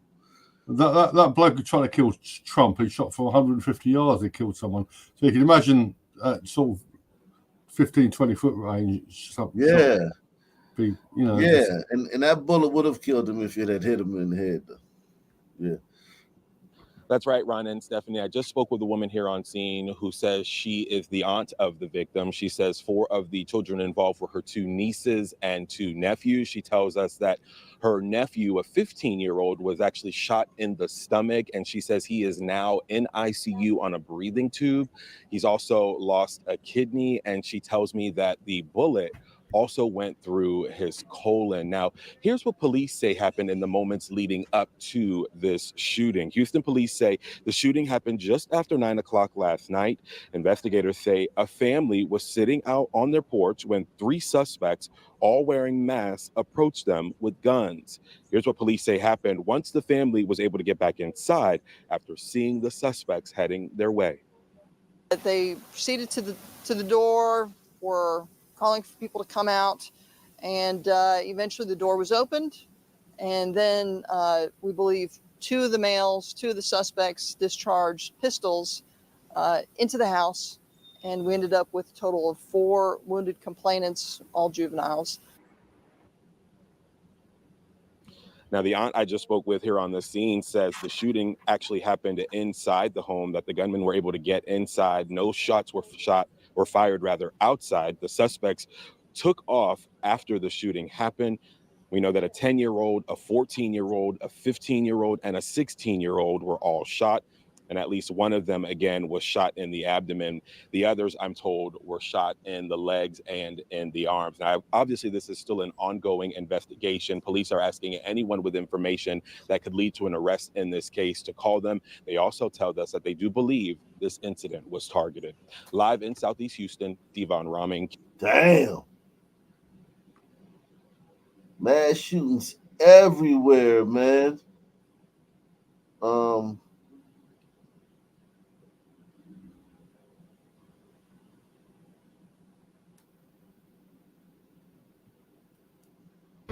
And in the last 2 hours, 3 or 4 suspects in an organized burglary ring in the Houston area appeared in court. That crime spree targeted 76 businesses in the last 7 months. This is a story you will see only on KHOU 11. Ugochi Iloka joins us outside the Harris County Criminal Courthouse with what happened today. Right now, the burglary suspects are behind bars after signing new bond conditions today. The district attorney's office says that some of these businesses hit by the suspects lost so much money they had to shut down. This is new video of the suspects, Augustine Uristi, Ricardo Middleton, and Torian Potts in court this morning. They all are charged with engaging in organized crime. Black and Brown Coalition, man. The Black and Brown Coalition, man. We can work together, man. I'm calling on my brown brothers, man. Join us in making America great again, man. Help us out, man. We need all the help we can get, man. We can't do it alone. We've been trying to do it alone, but now we need y'all help. Potts is also charged with burglary and arson, along with Ronnie O'Brien, who wasn't in court today. O'Brien was arrested in Smith County and will be extradited to Harris County. This is exclusive video provided to us by the owner of the Phoenix restaurant on Westheimer, showing thieves in April breaking into their safe. Broke through doors, broke through another door, broke through a third door, cut through the safe, stole a lot of cash. The smash and grab burglars got away with over $300,000 in cash and caused over $100,000 in damages to bars, restaurants, and small businesses from October of last year to April of this year. Mark Clayton's business Squabble in the Heights was also targeted a few months earlier. Cut us some slack, we're just working hard, trying to provide for our families and our staff, and just would be nice to be left alone. The prosecutor on this case says the suspects were caught in the act at Pink Pizza. Investigators found evidence on their phones with pictures of money and liquor bottles from the restaurants. There were 4 suspects involved in these smash glass cases and steal safe property cash within the business, including electronics, used to make payments. And the ADA says that a search warrant was issued at Middleton's house where more evidence was found. A discovery hearing is scheduled for October 1st, where they'll go over that evidence. Reporting outside the Harris County Criminal Courthouse, Ugochi Iloka.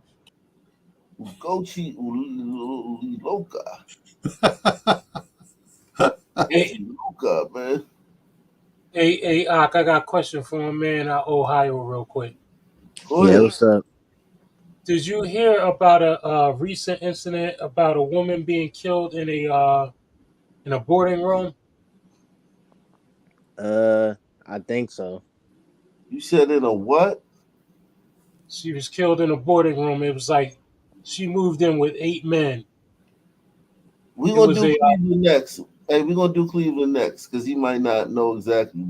Let me do this Philly and then we're gonna go to Cleveland. We gotta go to Philly right quick. Yeah, Jackie, police say the shooting happened just after 9 o'clock, and that man who they believe was targeted is 20 years old, and he was shot at least 6 times. 3 other people were also injured in this shooting. They are in the hospital right now, listed in stable condition. They include 2 men ages 20 and 23 and a 40-year-old woman. Police say they were all hanging out on the sidewalk at G and Hamilton, or I should say Hilton Street. I'm told a dark-colored 4-door car that's possibly a Toyota pulled up, and 2 people got out, opening fire on the group of people.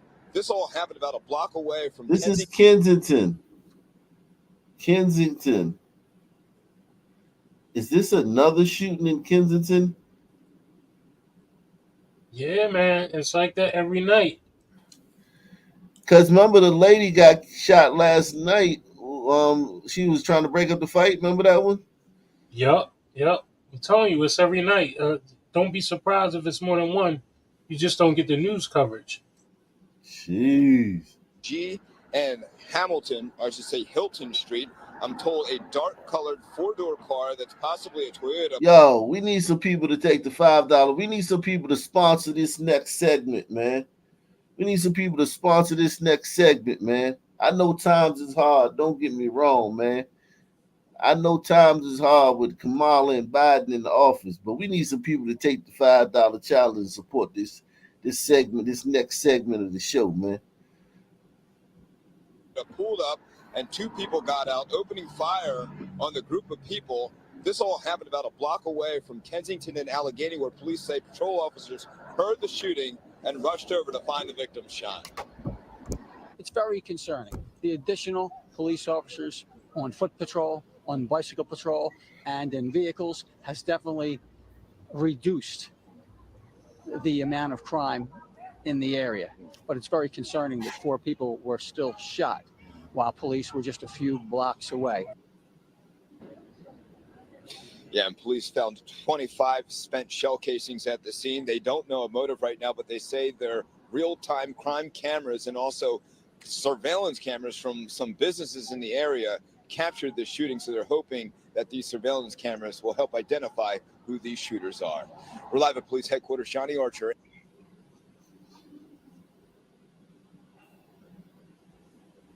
Wow.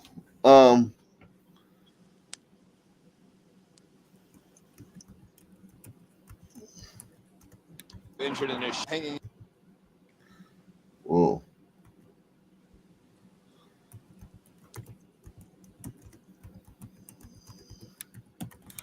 Oh. Cleveland. A murder mystery unfolding in a local community. Good afternoon. Thanks for joining us now at 3. I'm Nicole Versansky. 2 men found dead in a garage, shot to death. Now police are looking for the killer. Now at 3, Winnie George joining us live. Winnie, I know you've been in that neighborhood all day today. What are people saying? Well, I do not live too far from that police station. Nicole, neighbors are on high alert. They tell me they heard dozens of rounds before police showed up. It was so loud and chaotic.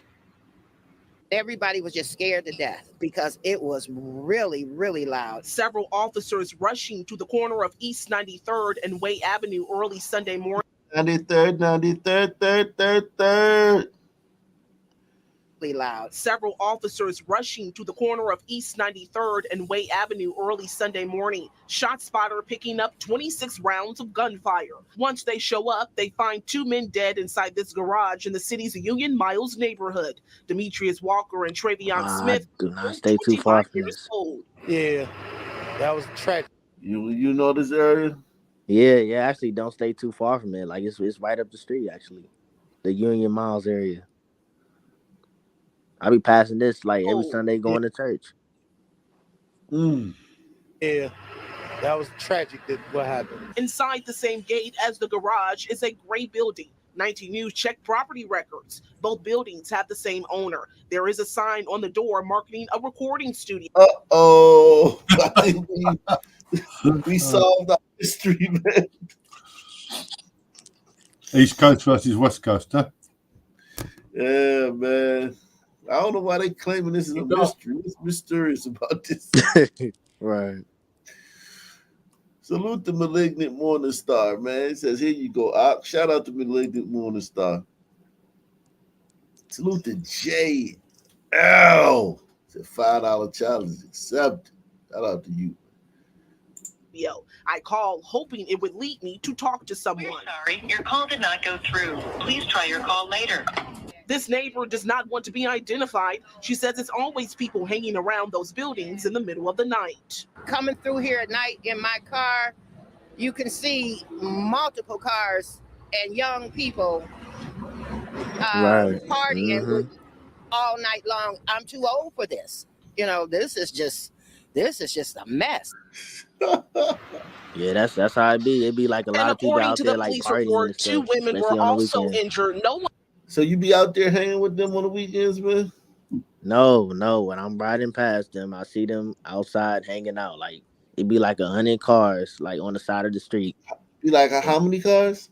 It'd be like 100 cars on like the side of the street, man. People be like partying and hanging out and like loud What music. nights? Tell me what nights. Like what nights? Like Friday, Saturday, Sunday. Wow. One is in custody at this time, and there is no description for a suspect.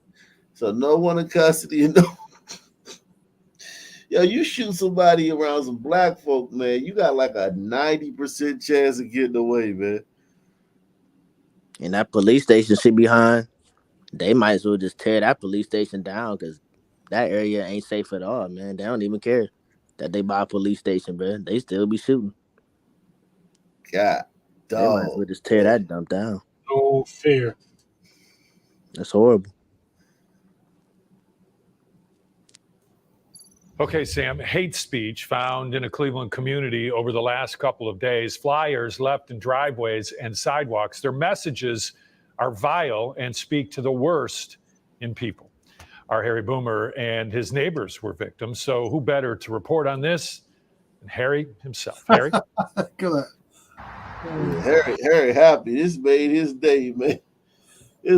He finally, thank you, Jesus, for sending me some hate speech flyers, man. I get to be a victim. Don't cry, Harry. Who thinks Harry's gonna cry, man? I got Harry holding it together, man. He looked like a stand-up son. Well, Brian, I was leaving for work yesterday. I saw a piece of paper in my driveway.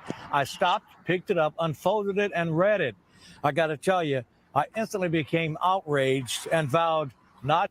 Yeah, you outraged, but it's like fucking 200 murderers walking through your fucking community. Like literal, like savages. You got every fucking 90% of the murders in your community is unsolved and shit. You talking about you worried about some damn flyer. Not here, not now, not ever. It's a shame that they, in 2024, that you still have this racist attitude. Robert has lived in Huff for. No, it's not. I completely understand why people are racist. I completely understand why people don't think y'all some goddamn monkeys. Press 1. It's completely understandable. You're actually stupid if you can't, like, and I'm not saying you gotta agree with them. I'm not saying agree. Okay? You understand what I'm saying, Jay? Yeah. Just understand. You know what I'm saying? Right. You sympathize with like how somebody could be like, yo, these are some fucking apes, man. You don't know who produced it. It might be some mischief maker. Might be the Southern Poverty Law Center. Yeah, man. Talking about these racist attitudes still exist. Yeah, you damn right. Y'all like, listen, let me go to the Cleveland Gun Memorial, man. I'm gonna get back to this in a second, man. Nah, you gotta look up a area called East Cleveland, man. That gotta be the worst part of the city, man. That neighborhood is terrible. It's like nothing but abandoned houses, man. Like for real, it's Who bad. live over there? Who lives over there? My auntie stay over there. My parents actually grew up over there, but they moved like a long time Is ago. it black people or white people who live over there? Black people. Look at this. Cleveland, Ohio Gun Memorial. The mistake by the lake. Look at this. Just look at that, man. Stephen Coon, man. Stephen Coon got killed, man. Damn, man. What happened to Stephen Coon, man? He's just dead. They ain't got nothing on him. Look at this, man. Look at all this, man. Look at this. Was a cop too? Yeah, cop. You know who killed him. I put those links in the back chat too, for that murder of that girl. Okay. Look at this, man. Look at this. Naraya. 15. 15 years old. The 14-year-old suspect turned himself in. 14. Jesus. Yes, this is why people think y'all some goddamn animals, monkeys. This city, what is Cleveland? What's the demographic in Cleveland? Do you know, Jay?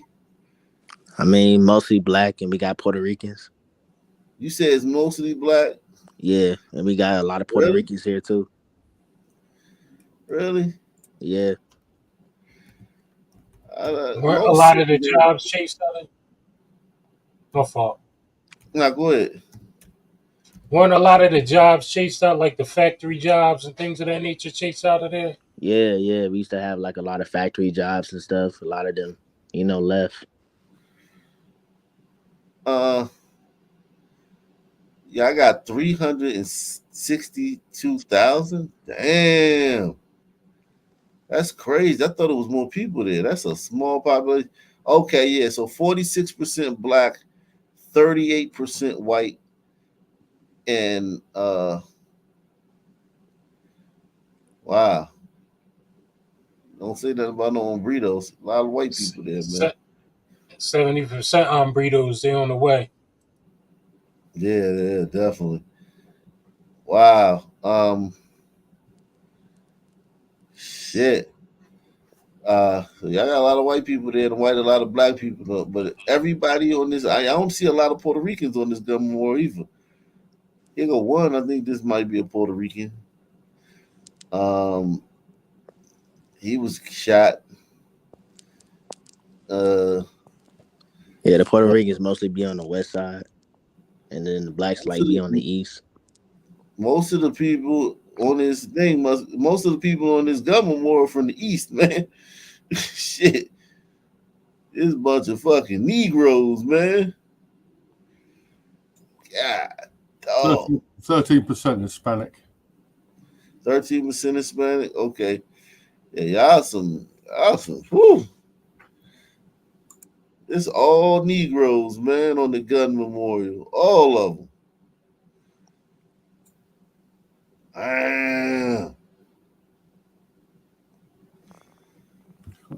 That one. How old is he? How old's he? Oh, this little kid? Yeah, it's only a kid there. 7. He was shot in the Fulton neighborhood. Yeah, that's the west. Wow. You look at this. This gun memorial, like literally, is 48% black, 46% black, but like 95% of the fatal gunshot victims are black, and who knows how many of the non-fatal ones are black. Look at this, man. Nothing but a bunch of niggas, man, getting killed up here in Cleveland, and they whining about some goddamn flyer, man. They need to put more flyers out there, man. Right. They need to fucking open up a Kinko's in fucking Cleveland, man, so people can make more flyers, man. The fuck is going on over here, man? Okay, Sam, hate speech found in a Cleveland community over the last couple of days. Flyers left in driveways and sidewalks. Their messages are vile and speak to the worst in people. Our Harry Boomer and his neighbors were victims. So who better to report on this? Harry himself. Harry? Well, Brian, I was leaving for work yesterday. I saw a piece of paper in my driveway. I stopped, picked it up, unfolded it, and read it. I got to tell you, I instantly became outraged and vowed, not here, not now, not ever.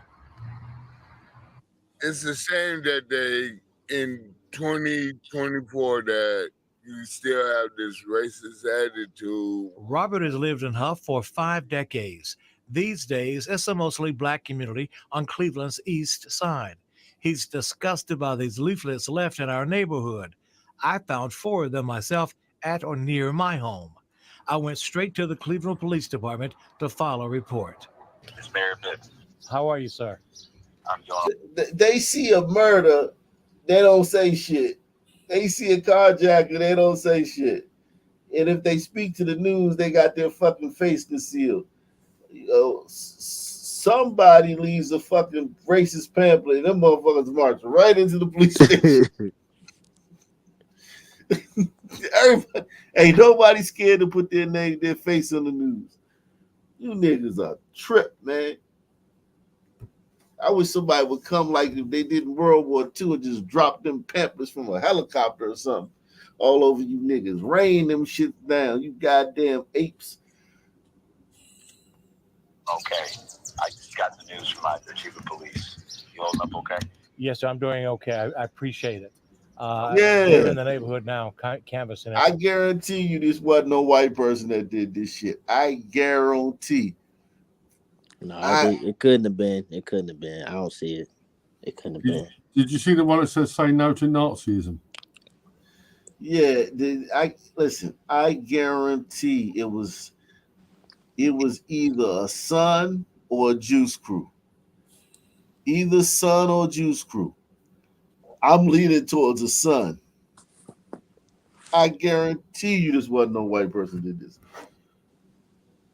In my years of doing this, in my 8 years of doing this, man, there have probably been like 2 real race incidents that I've covered like this. The rest of them have been hoaxes perpetrated by black people. Everything. Hey, it's Chief Todd with the Cleveland Police. How are you? Chief, how are you? Good. I care about this community. It's good to see the city and the police department care too, and they got right to work. We're going to try and see if there's any video footage or anything we can locate. As far I hope there is video footage of them niggas throwing these pamphlets around. as, who placed them there, who, is responsible for this. And we take these matters extremely serious. Okay, I appreciate that, Chief. They found 2 flyers. Man, this the only thing they take it serious. Detectives from the 3rd District also knocked on lots of doors, talking to residents about this form of hate speech. Being a Vietnam vet is sad. It's real sad that you fight for this country and you still have hatred. Each one's message. If you came back from Vietnam in 1970s and it's the first thing that happened to you since then, nigga, black people got a warped sense of proportion, man. Press 1. For this country and you still have hatred. Each one's message worse than the others. All right, let's read these shits, man. And tell me, say no to Nazism and socialism. At least some white liberals did this shit, man. Say yes to patriotism and Americanism. Wake up, white America. Trinity White Knights of the Ku Klux Klan.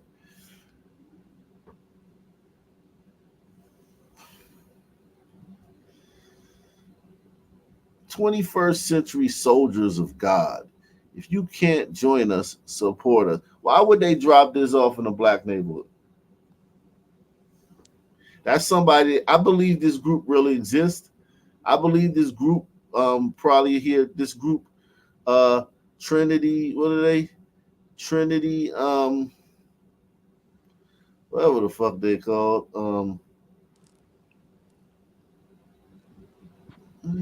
Shit. There you go. Trinity White Knights of the Ku Klux. That might be a real chapter of the Ku Klux Klan. But I doubt that they fucking put these in their fucking neighborhood. I bet it's some fucking somebody got a hold of these. I'm gonna follow up on this. Each one's message worse than the others. These flyers are not what they seem. They ask people, don't fall victim to senseless crimes. Always be aware. Hey, that sounds like good advice, man.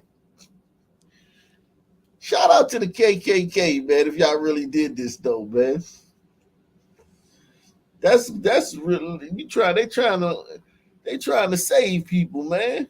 Shout out to Jim Sefton from across the pond, man. We big in England, man. Alexander Byrne, we huge over there in England, man. Yeah. Yeah, man. Salute to you, man. Community activism. Yeah, this is activism. Yeah, these activists, man. people to either join or support the Trinity White Knights of the Ku Klux Klan. It's an intimidation tactic.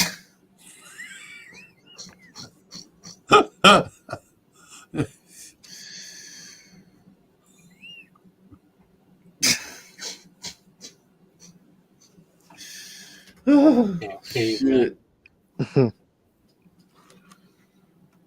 Tactic, and it is not working.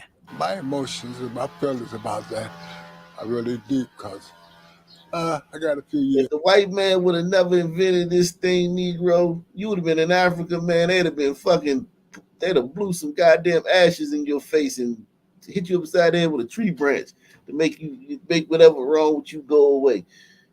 The white man that created this fucking thing to fucking put oxygen in your body, man, you should be happy, man. You fucking ungrateful goddamn Negro. Niggas would have never came up with no shit like this. This probably added decades to your life. Years on me, and I've been through some of this years and years ago. I didn't approve of it then. I don't approve of it now. Why come down here? Donald remembers when this community was known as Rough Huff. Today, is everybody down there old, man? What the fuck? Yeah, it's an old community. My church down there, actually. Okay. I felt something similar from June last year in Kentucky. This makes me think that it's fake even more, because why wouldn't they drop these in a community where crime happens? Trinity White Knights of the Ku Klux Klan. You looked them up? Kentucky-based offshoot of the white supremacist organization. I think it might be genuine, actually. It's a small group. Similar leaflets.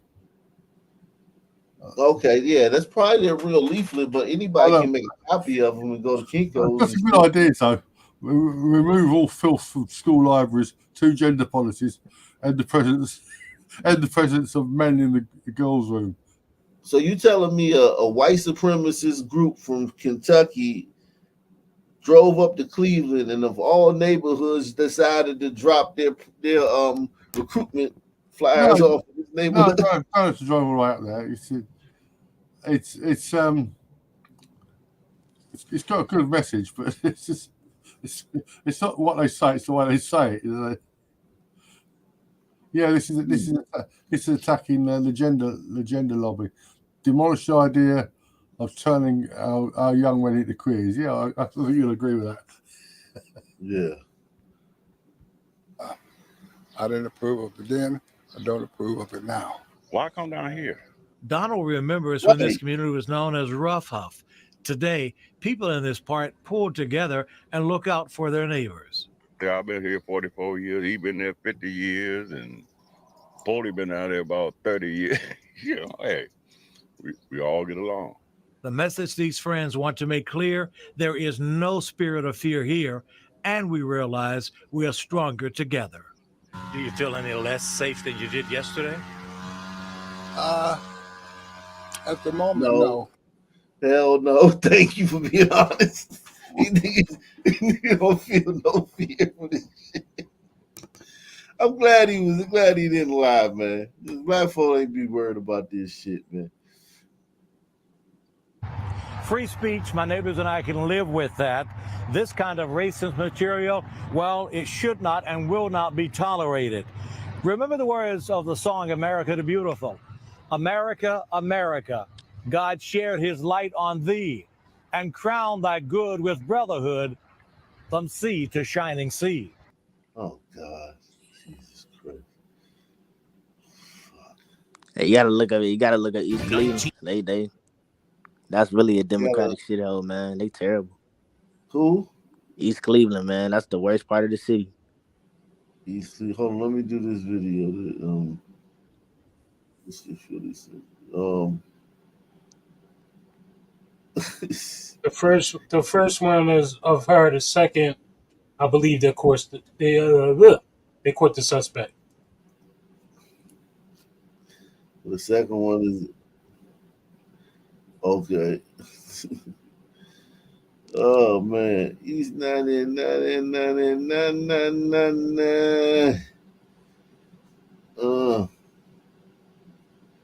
Salute the dollar cost backpacker. Yeah, click the other one first.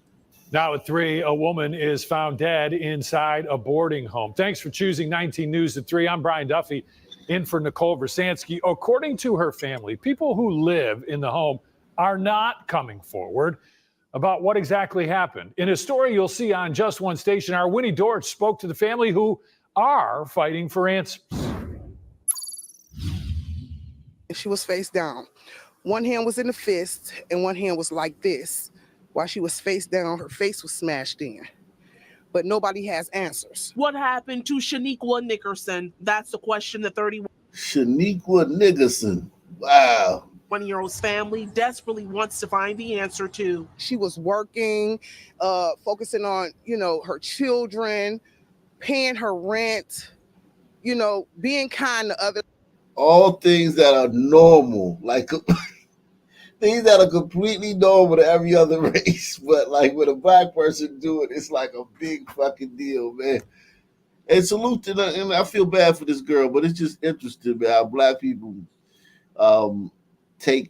act like just normal thing. I take care of my kids, like Chris Rock said.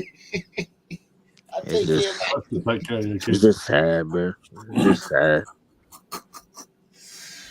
Working, focusing on, her children, paying her rent, being kind to others. The mother of 3 was found dead inside her bedroom on August 31st. To me, it looked like she was fighting for her life. For the last year, Nickerson was living at this boarding home on Algonac Road in the city's Euclid Green neighborhood. Her mother, Nakia, says she called the maintenance man after not hearing from Shaniqua for a few days. Yeah, I hear her phone, but I haven't seen her. So on the 31st, August 31st, I said, you're going to have to get in there so I can see if my daughter's in there.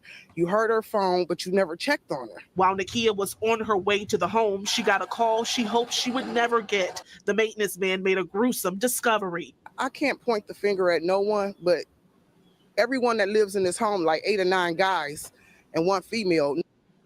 Holy shit. Yeah, She lived in a fucking years. Yeah. Listen, I lived in a boarding house for years, man, but my parents, they owned the joint, man, and I was kind of like a manager for it, even though I was, ratchet son, man, doing fucking shit. But I know the room and house vibe, man. Like,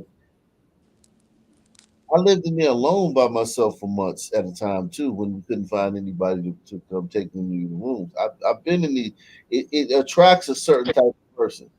You know what I'm saying? The type of people it attracts are like, you know what I'm saying? They ain't doctors and lawyers. I can tell you that much. So yeah, you do attract a certain type of person. Nobody knows nothing. Nobody heard anything. There's a camera directly on the room that she was renting. But the landlord saying it's hours of footage. She can't seem to find anybody, anything. You would say this is quite a suspicious death? Very suspicious, beyond suspicious. all of the red flags are up on this case. Antoine Tolbert is a member of New Era Cleveland, a community organization fighting for justice for victims and their families. He says some things aren't adding up. Her unit, there is no way that you can get in or out this house from her entrance without being seen on camera. So that means that someone had to take a separate entrance. Someone that knows the layout of the house has to take a separate entrance to stay off camera, as well as allegedly there's a piece of drywall that can be moved to get access to her room. Nickerson has already been laid to rest, but her mom won't rest until she knows exactly what went down in her daughter's bedroom. I don't know what's going on, but I need to find out. In Cleveland's Euclid Green neighborhood, I'm Winnie Dorr. Euclid Green. Yikes. Now, breaking developments as we come on the air at 6. An arrest warrant now issued by Cleveland police for a Cleveland man after his girlfriend was found dead across state lines. Good evening. Thanks for joining us at 6. I'm Brian Duffy. And I'm Nicole Versansky in for Tiffany Tucker tonight. The 23-year-old's body was found in Pennsylvania, more than 150 miles This is a away different from her one. home. This ain't the same guy. Yeah. This is the guy who killed that last woman. Missed it? No, I don't think so. I think this is a different case. My fault. Yeah, this is a different case. This ain't. It says that other one's are natural causes. Perhaps she died of drugs or something. Yeah, but this is a different case. But we'll see. This is probably a Southern man too did this one. Sia New Yorker is live now with these breaking details on this investigation. Sia. Yes, Nicole and Brian, police are looking for 43-year-old Anthony M. Kennedy. They say he's responsible for Adriana Taylor's death. Now take a look. Here's what we can tell you. This is the most wanted poster for Anthony M. Kennedy. Investigators are searching for him. They say that Taylor had a lengthy criminal history, including domestic violence, OVI. That's crazy. He looked like he fat, but he only weighed 180 pounds. That's crazy. And weapons charges. In fact, we found that he's actually out on bond from a weapons case in Summit County. Now, Adriana's family told police she was living with her boyfriend here in Cleveland, but she had not been seen or Yo, a lot of them houses in Cleveland look like haunted houses, man. Like Amityville and shit, man. What the fuck? This is a couple of years old. This is a couple of years old. This. Well, it says he was born in 1979. He's 43. He wouldn't be 43 now, would he? No, yeah, that shit is dingy up that motherfucker, man. Let's see.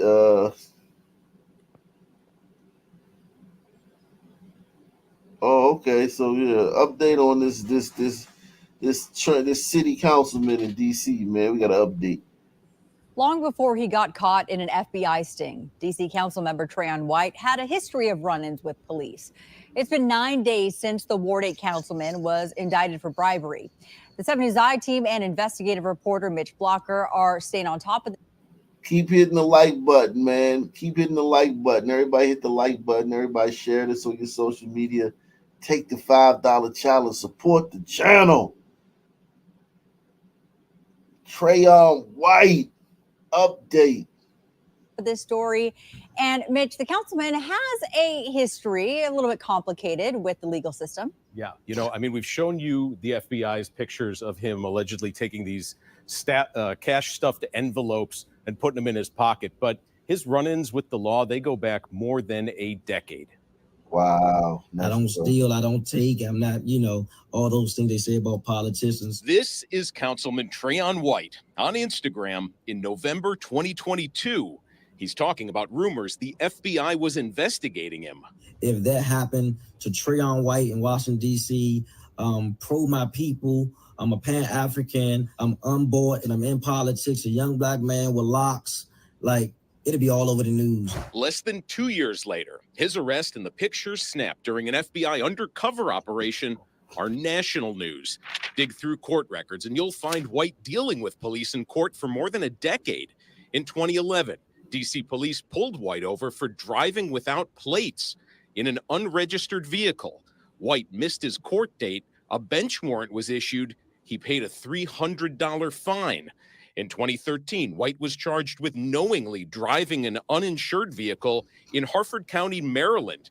That case was dismissed after he paid a fine. He was pulled over again in 2014 in D.C., charged with failing to obey an officer. He missed his court date and paid a $100 fine to handle this bench warrant and agreed to community service. Then in June 2017, White, who is now an elected D.C. council member, was pulled over for driving without headlights. D.C. police. Oh, this is all petty shit, man. This is nothing, man. This is a stand-up son, man. If that's all they got on him before this, man, he was a model citizen son, man, right? I think this is all petty stuff, man. No, this is actually shameful. If you a son, man, and this all you got on your record, you gotta fucking hang your head in shame, man. You a buster, man. This actually hurts him, man, amongst the son man contingency. Press 1. You'll find White dealing with police in court for more than a decade. In 2011, D.C. police pulled White over for driving without plates in an unregistered vehicle. White missed his court date. A bench warrant was issued. He paid a $300 fine. In 2013, White was charged with knowingly driving an uninsured vehicle in Harford County, Maryland. That case was dismissed after he paid a fine. He was pulled over again in 2014 in D.C., charged with failing to obey an officer. He missed his court date and paid a $100 fine to handle this bench warrant and agreed to community service.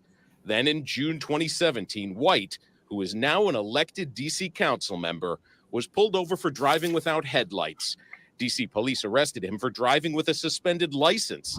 This arrest marked a turning point in his relationship with law enforcement. He used it to take on police misconduct and bias. Local prosecutors dropped the charges. In 2018, he was again arrested for driving with a suspended license, this time back in Maryland. This is petty stuff. He's an honorable son man citizen, man. This guy needs some lessons in driving. But having said that, driving without a license is very serious. Well, not if you was. This is nothing, man. Amongst son men, man. This is weak, man. It's mention that. Yeah, he can't even mention that to son men about nothing. He can't even talk. You can't even bring that up in a group of son men. Yeah, I'll tell you a story about that. Back in the 70s, when I was living in Leeds, I was going around a court there, and these two white kids they'd stolen a car, and they stole a recording device, cassette radio, that's right. And the magistrate, he didn't pay any attention to the theft. He kept going on and on and on about them driving without insurance. Wow. So it is serious because if you hit somebody, you know. Yeah, I mean, don't get me wrong. If he hits somebody and then he never goes to court, he always makes them put a bench warrant out for him and then he pays the fine. Yeah, I mean, I guess not going to court is a big issue for blowing off court 5 times as a politician is probably a big deal. That's probably a big deal for a politician. Those charges were also dropped. In 2021, White is found guilty in Maryland for not following traffic control devices. In April 2023, Maryland police stopped him again, this time for driving without plates and refusing to show his license and registration to the officer who pulled him over. Now Trayon White faces the most serious charges of his career, a federal indictment accusing him of accepting $156,000 in bribes to steer government contracts. The councilman often uses his social media to control his message. He advocates for his ward and claims his innocence. Well, you know, you got to use some intelligence there. Know that didn't happen. And my hands clean. Now, all of these cases, they were filed in criminal court. We are also checking out civil cases. That's where you often will see money on the line and whether or not it's changing hands and who, of course, it just shows his character. It kind of like shows his character, but it doesn't show, I don't think, criminality. A bloke who's done for stupid driving offences 6 or 7 times, tells you to use your intelligence.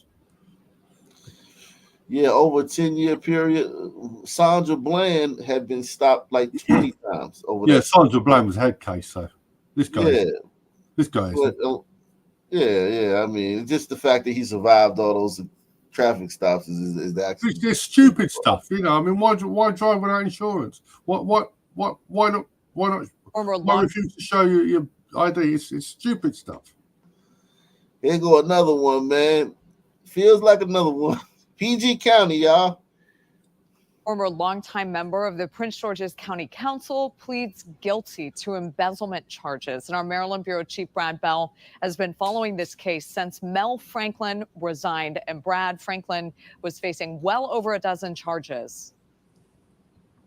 Yeah, he pleaded guilty to 2 charges, theft and perjury. Look, what happened here is he set himself up as his own campaign treasurer. He was the only signatory on the bank accounts connected to campaign donations for his runs for office in this community.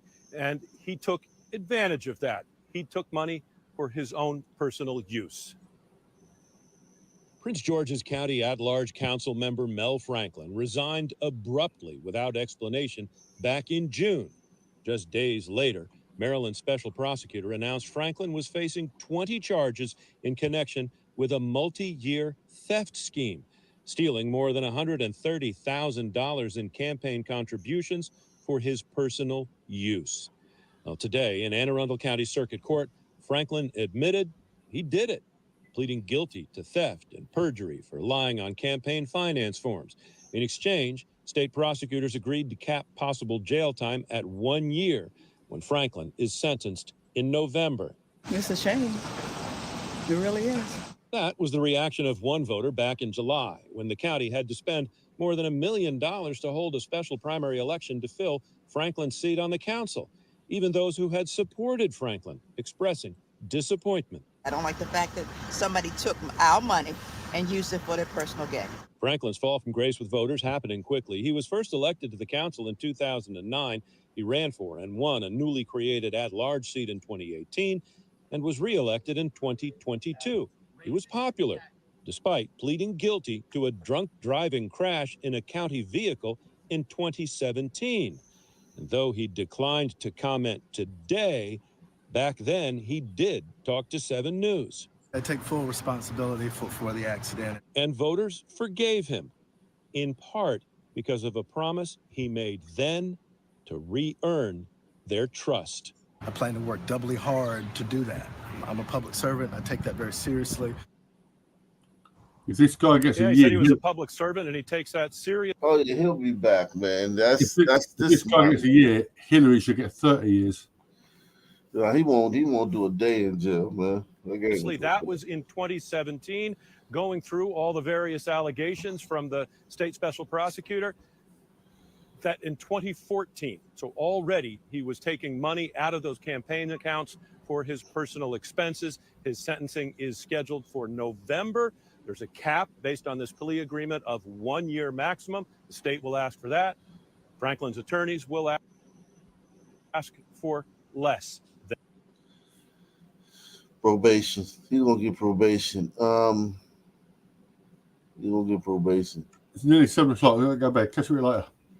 All right, man. You take it easy, man.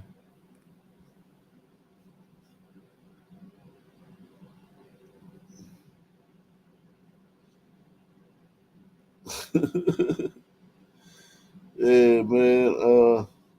This is another day, another day, another son, man, caught doing some shit. Politician, man. Oh yeah, man. Update on our little on our principal. If you remember, we did the story on the principal got hit with the chair and the chair leg got stuck in her eye. Let's find out what's going on with that now. On Thursday, August 15th, during lunch, I heard our behavioral teacher call on the radio to administrators for assistance. When I arrived, the teacher and students were outside the classroom. One student was holding his head, having been assaulted by the student remaining in the classroom. I entered where the student was still irate and found the room ransacked with overturned furniture. I knew I had to be as calm as possible, and I spoke lowly and slowly so as not to enrage him any further. He picked up a chair and acted as if he would throw it. He finally did throw it at me, but I caught it midair. He picked up another chair to throw at me when another assistant principal entered the room. I used the first chair to block the second. He picked up a third and threw it at the other assistant principal, and I used that initial chair to block the one that he threw at her. After blocking the chair thrown at the other assistant principal, he threw a wooden hanger at me, but I couldn't. God damn. This kid's out of control, man. Where was oh yeah, y'all got rid of resource officers because they racist. Because they resource officers disproportionately have incidents with black kids, so they had to get rid of them. And no one could figure why that was. no one could figure out why. And threw it at the other assistant principal. And I used that initial chair to block the one that he threw at her. After blocking the chair thrown at the other assistant principal, he threw a wooden hanger at me, but I couldn't stop it fast enough. The hanger hit me in my right eye and knocked it out of the socket. I grabbed my face while blood was pouring out of my head and stumbled out of the classroom door. The nurse and 911 were called. I asked for my cell phone to call my husband to come get me, not realizing the extent of the damage. When paramedics arrived, they determined I would need to be airlifted to Parkland Medical Center in Dallas. I underwent surgery as soon as possible, and doctors were able to reinsert my eye. However, they determined I had been blinded and currently believe that my damage is permanent. I will have to have an additional surgery to repair my eyelid because doctors are believing, I'm so sorry. Nah, man, we forgive you. You only got one eye, man. We forgive you for, man. Don't say sorry, baby. You only got one eye, man. It's hard enough to read with two eyes, man. I had an eye injury, a bad eye injury, like maybe, that's been like 17 years. My eyes, my vision is still panned in my right eye. Repair my eyelid because doctors are believing, I'm so sorry.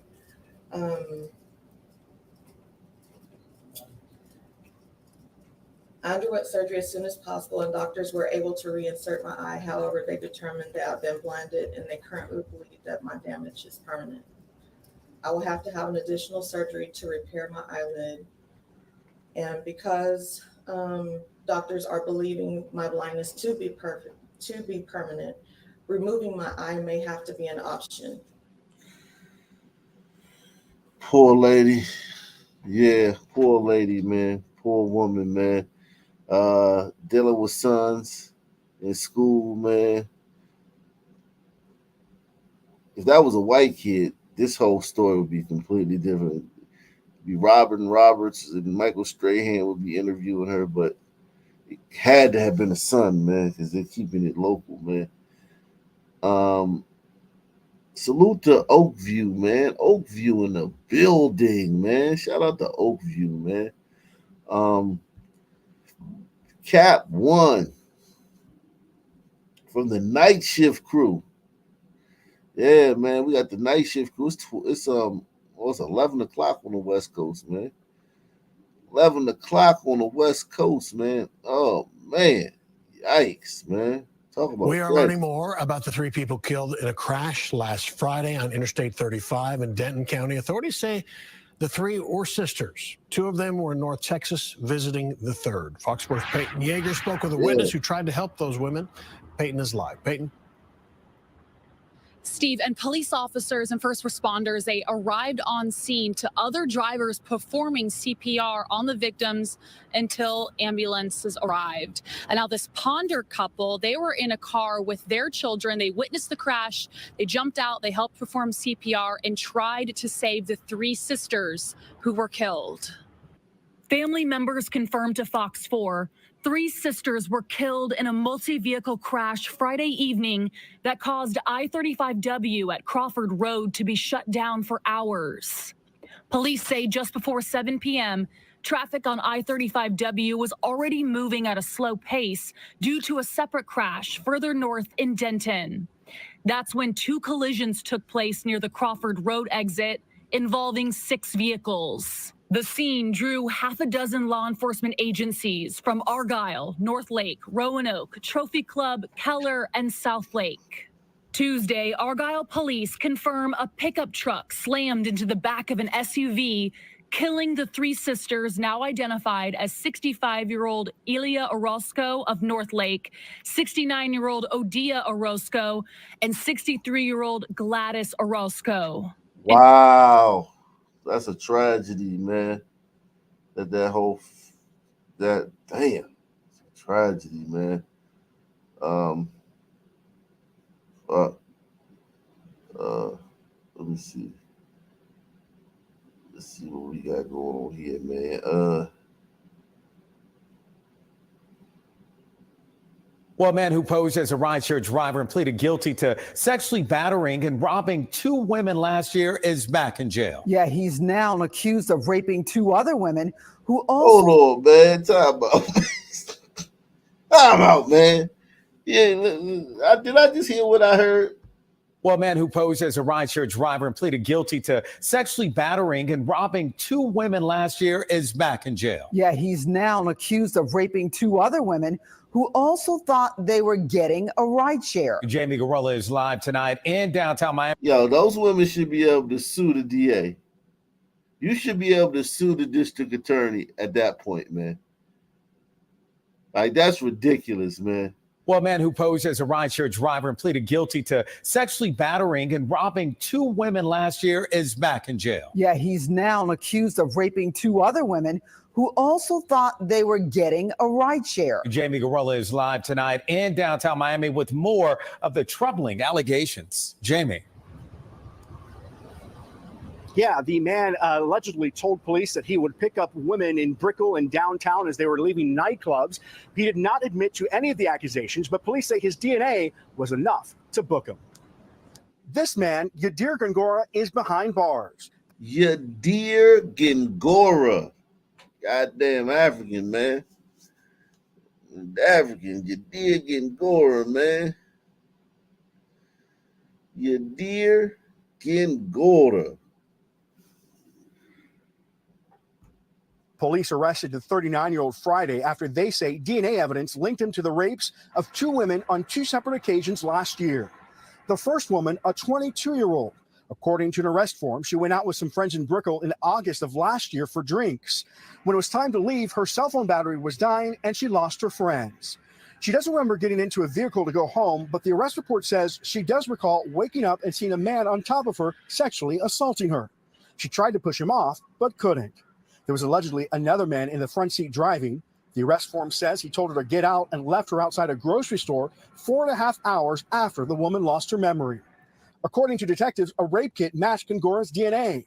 And in September of last year, the other woman he's accused of raping was 21 years old. Similar story. After a night drinking with her friends, the woman doesn't remember getting into a vehicle to go home. But when she woke up, she had already been dropped off near Hialeah and the 826. She told investigators she had her underwear in her purse and her phone, wallet, and camera were missing. A rape kit was performed, and Gongora's DNA was allegedly also a match. So he's pretending to be a rideshare driver. He picks up these 2 women. Gongora was previously arrested last year in October after police said he posed as an Uber driver after sexually battering and robbing 2 other women. We covered that case. Gongora pleaded guilty in May and was sentenced to probation.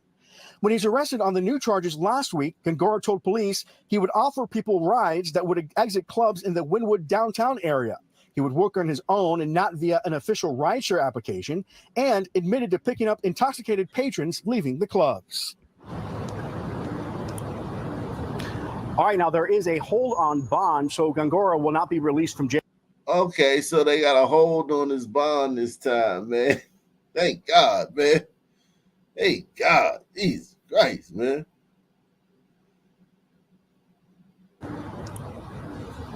All right, now there is a hold on bond, so Gongora will not be released from jail anytime soon. He is charged with sexual battery, kidnapping, and robbery. Again, he did not work for a legitimate rideshare platform. Reporting live tonight in Brickell, Jamie Garola, NBC 6 News. Jamie, thank you. Salute And to who my admitted man. to killing a Salute to my 14-year-old man. kid in 2022. Salute to my man Philip, man. Philip in the building. Philip's supporting the channel. Shout out to Philip, man. And who admitted to killing a 14-year-old kid in 2022, learning his sentence in court today. In a plea deal, Luzelle Davis Jr. pleaded guilty to second-degree murder today for killing 14-year-old Jacob Ashford. He was sentenced to 20 years in prison. Well, new here at 5, the victim's family says the punishment doesn't fit the crime. It doesn't seem right. In 17 years, this man can be free after shooting a 14-year-old child, point blank range. On the steps of the St. Louis Civil Court building Monday morning, the family of Jacob Ashford standing angry and in disbelief over a plea deal for their loved one's killer. If everybody had did what they were supposed to do, he would have went away forever, at least life without parole. Jacob's mother said she doesn't agree with the plea deal reached by prosecutors in the case, which reduced the first-degree murder charge against 34-year-old Luzelle Davis Jr. to second-degree murder. Davis also pleaded guilty to armed criminal action. Where's the justice for Jacob? Jacob was shot and killed in December 2022 in the Kingsway East neighborhood. Trina Hicks says her family knew Davis well. His kids played with her son. First Lord Ford was in the courtroom today during the sentencing, and even Judge Madeline. What did that little Negro do, man, to get himself shot, man? Tell us the details, man. What that little Negro do, man? If this guy is his friend's father, this is the father of that little boy's friends. How did he end up shooting this little Negro? What was this little Negro doing, man? In the Kingsway East neighborhood. Trina Hicks says her family knew Davis well. His kids played with her son. First Lord Ford was in the courtroom today during the sentencing, and even Judge Madeline O'Connelly seemed critical of the plea deal, saying 100 years wouldn't be enough. She felt my pain. She understood that, and she understood once she read the case.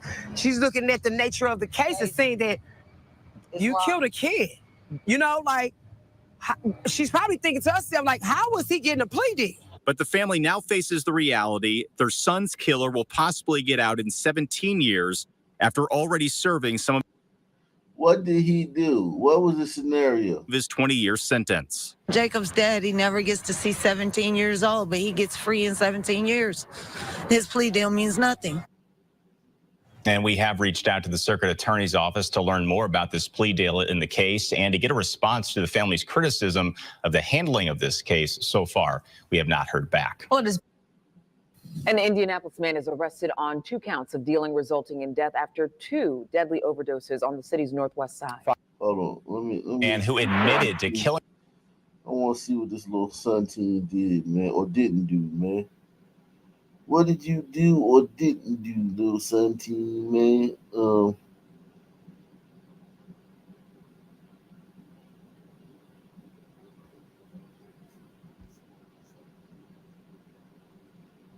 Today for killing 14-year-old Jacob Ashford. He was Jacob Ashford.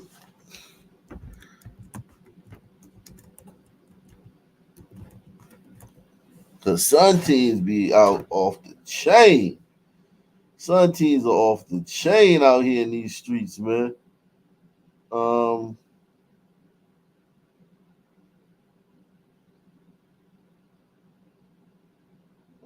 Okay, they don't have no other story on it. So, few videos back, apocalyptic bunker project. There is an underground bunker under my feet as we. Tonight, thanks so much for joining us this Monday evening. I'm Faith Jesse. And I'm Jennifer Bellamy. We are learning more about an investigation out of Whitfield County where 4 people were found dead in a park on Saturday night. And this afternoon, the sheriff identified the 4 killed. 11 Alive's Karish Belger joining us live tonight with what we know here. Hey, Karis. Well, the Whitfield County Sheriff's Office says a lot of the things that led up to this incident are still unclear. A 16-year-old is in custody, charged with 4 counts of felony murder. As for a 16-year-old, see what I'm saying? A 16-year-old just killed 4 people. That's why I asked what that little 14-year-old did, man. These little kids are dangerous. Little black kids are dangerous. other details, I'm told by a spokesperson that it is still too soon to tell.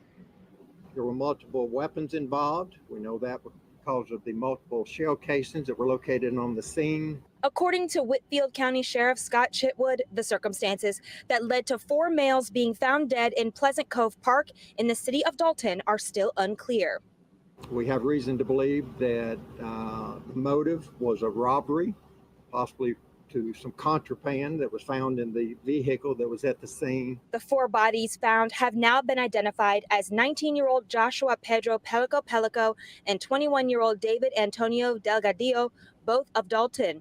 Also 17-year-old Daniel Seguro Cruz and 18-year-old Robert Valencia. Oh, this brown on brown crime, man. Both of Rome. According to the Whitfield County Sheriff's Office, Seguro Cruz and Valencia and a 16-year-old that is in custody drove to Dalton to meet Pelico and Delgadillo. Early evidence suggests people in both groups brought guns to the meeting, and at some point, a shootout took place. I'm told that the GBI is helping the Whitfield County Sheriff's Office with this investigation. A representative for the Sheriff's Office tells me they do not believe any of the activity was gang related. Of course, this is a developing story. I'll continue to keep you updated with what I learn. All right, Karis, thank you so much. And don't. Wow. Wow.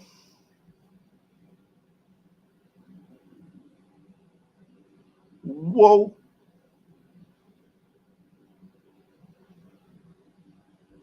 Update. With breaking news out of Henry County, an Atlanta police officer shot while serving a warrant with the U.S. Marshals. That's right. And in the last few hours, we've learned that the suspect, who is now dead, was wanted by APD for the recent killing to a mother of 4 children. 32-year-old Courtney Reese was shot multiple times last week. I showed y'all the murder. I showed y'all the homicide, man. This girl got murdered, man. That shit was brutal. I think y'all might have seen that, man.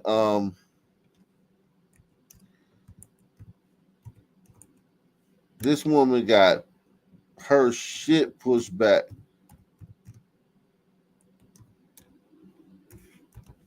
That shit was brutal. You heard me? I'm trying to see if it's still up here, man.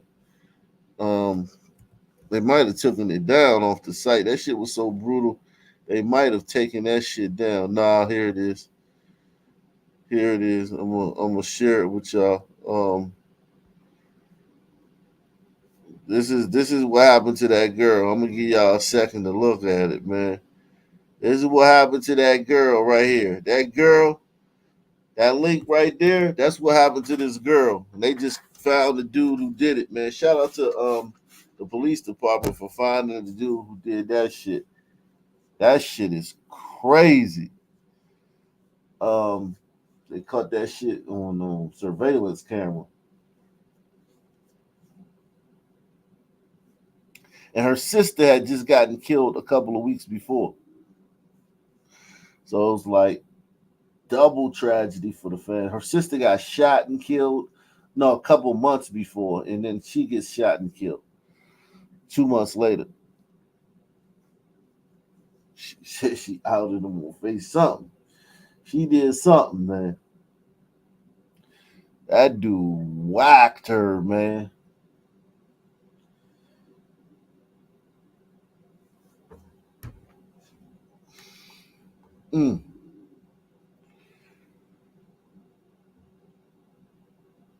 That shit was crazy. Salute to her, man. She out here, Shit.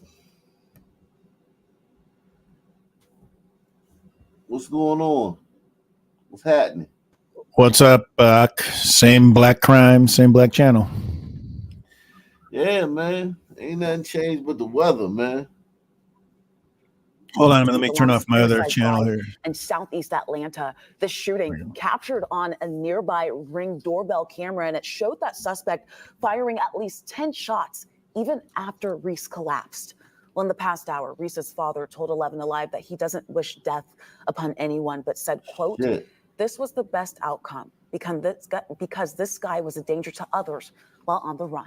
We have Lime Team coverage for you tonight. Molly Oak is live from the scene in Henry County with more on what led to this turn of events. But we're going to kick things off with Joe Ripley outside Grady Hospital. So, Joe, do we know the officer's condition right now? Yes, we understand. According to Atlanta Police Chief Darren Shearbaum, the Atlanta police officer shot while helping to execute the search warrant in Stockbridge is currently getting treatment after he was shot in the arm. He is expected to be okay, though. We did see a number of law enforcement show up here to pay their respects and show solidarity in supporting this officer as he recovers. It was an 18-year APD veteran, Shearbaum said, that was sent here to Grady Hospital, flown by a Henry County Sheriff's Office helicopter. This, of course, is all tied to a search warrant in Henry County. A regional task force led by U.S. Marshals executed the search warrant this morning in Stockbridge for Derek Rankins. He is the man accused of shooting and killing Courtney Reese 1 week ago near Cleveland Avenue in Atlanta. Reese was a mother of 4. She was just 32 years old, shot at least 10 times. She had lost her sister just months before that. Police say they identified Rankins as a suspect, and tonight Chief Shearbaum says Rankins is dead after an hours-long standoff. This is what we train for. We recruit men and women who have a quality to stand in the gap for their communities. We train weekly and regularly to make sure when an individual who poses harm to community doesn't want to go back to jail, that we can do so with the least risk to the citizens in the area. And tonight, Shearbaum says no other officers were injured throughout this search warrant execution. It's still unclear tonight, though, whether Rankins shot himself or whether officers fired and shot and killed him. The GBI still has that under investigation. We're live outside. Wow. Was he a boyfriend or something? Was there a connection between them? I don't know. They didn't say. They didn't say, man. Shit. Maybe she asked him to turn his music down or something. Yeah, that's more likely. That'll get you killed quicker than the boyfriend. Shit. She's a good-looking girl. Yeah. Yeah, man. Yeah, she was a cutie, man. She bad, man. He whacked her. Like, that dude whacked her, man. That shit was just... And then had a standoff. Unconscionable, yeah. Salute to everybody watching on Ock Nation Gold. Salute to everybody watching on Ock Nation Gold. I got to get back over to your other channel and hit the like button. That's what I was about to do. Yeah, man. Salute, man. Where you from again? I'm originally from Chicago, but I lived in New York, and San Francisco, and LA. I've been all over. I'm an old man. You a white guy from Chicago? Originally, yeah. I lived there till I was 14. Damn. But I've lost my accent. White Chicago, man. They're all right, man. They're good guys. Most of my white Chicago. What's that? Heard y'all are racist, man. Oh, man. I'm about as racist as anybody else, I'm sure. I think I don't believe in racism. I don't really think it exists, but if it's out there, I'm sure I'm no better or worse than anybody else. Real racism just doesn't happen around here, man. Yeah, man. When was the last time you saw real? What was that? I'm just saying, y'all terrorizing those black people in Chicago with your racism, man. Yeah, that's what I remember when it was like a real hotbed of actual sort of Nazis and stuff in those late 70s. But that was just a very small thing. It didn't exist on the streets that I saw, But times have changed. There's not much of us left back there, as far as I can tell. Yeah, man. I mean, when was the last time you saw an actual act of real overt racism in your real life? Not some story on a show or in a news, but like in real life. When was the last time you even saw a white person say the N-word? In real life, the last time I've seen some racism.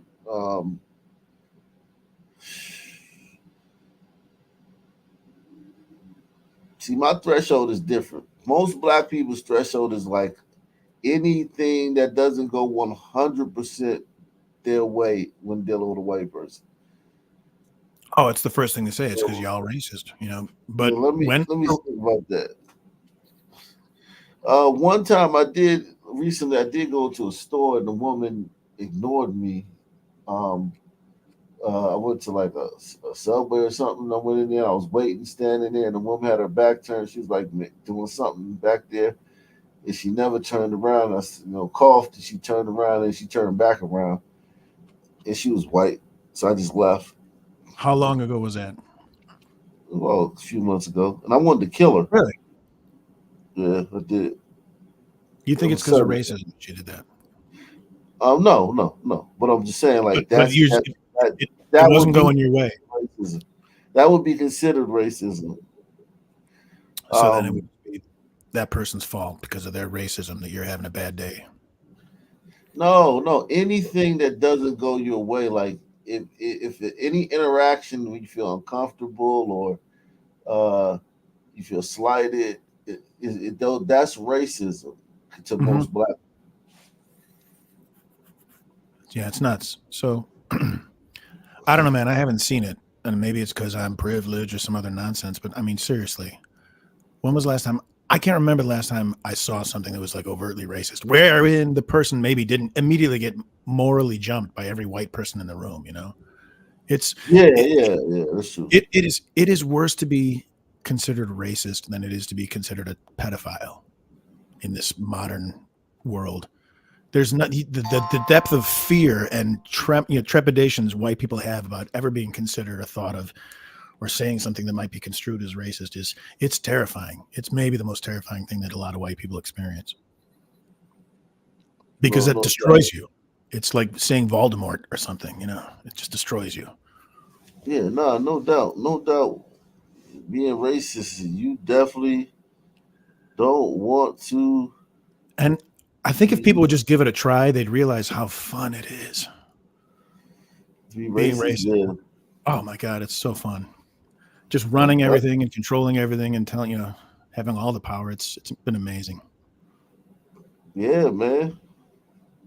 Chicago police report 35 people were shot over the weekend. 6 of them died. Now we're learning one of the victims was the godson. Oh wow, this was a nice weekend in Chicago. Only 35 people were shot and only 6 were killed. This was a very good weekend in Chicago. Maybe the weather was a little cooler. 35 people were shot over the weekend. 6 of them died. Now we're learning one of the victims was the godson of Southside pastor Corey Brooks. WGN's Angelica Sanchez spoke with Pastor Brooks about the 21-year-old victim and how he's being remembered by loved ones. He was always easy to interact with, never, ever any difficulties. And so it's just a really tough situation because he was loved by everybody. Pastor Corey Brooks speaks through his heartbreak at New Beginnings Church on the city's south side. We know that Christian wasn't in a gang. There's no gang affiliations. He was not a bad kid. This is a really good kid who, for whatever reason, somebody decided to take his life. On Saturday, his godson, 21-year-old Christian Tucker, was shot and killed on the 7200 block of Washtenaw Avenue in the Chicago Lawn neighborhood. Pastor Brooks says little is known of what actually happened. He was in his car, apparently looking down at his phone, and someone came up and shot him 12 times. What we don't know is why. Chicago police data shows this was a violent weekend in the city. A total of 35 people were shot from Friday evening to Monday morning. 6 of them lost their lives. He was a good student in school. He loved his family. He was always smiling. Pastor Brooks has built a reputation on speaking out against gun violence. He says his godson's homicide cuts deeply. He says his godson was someone with a bright future ahead. I'm really heartbroken, but at the same time, it also goads me. It motivates me, propels me to want to continue to fight.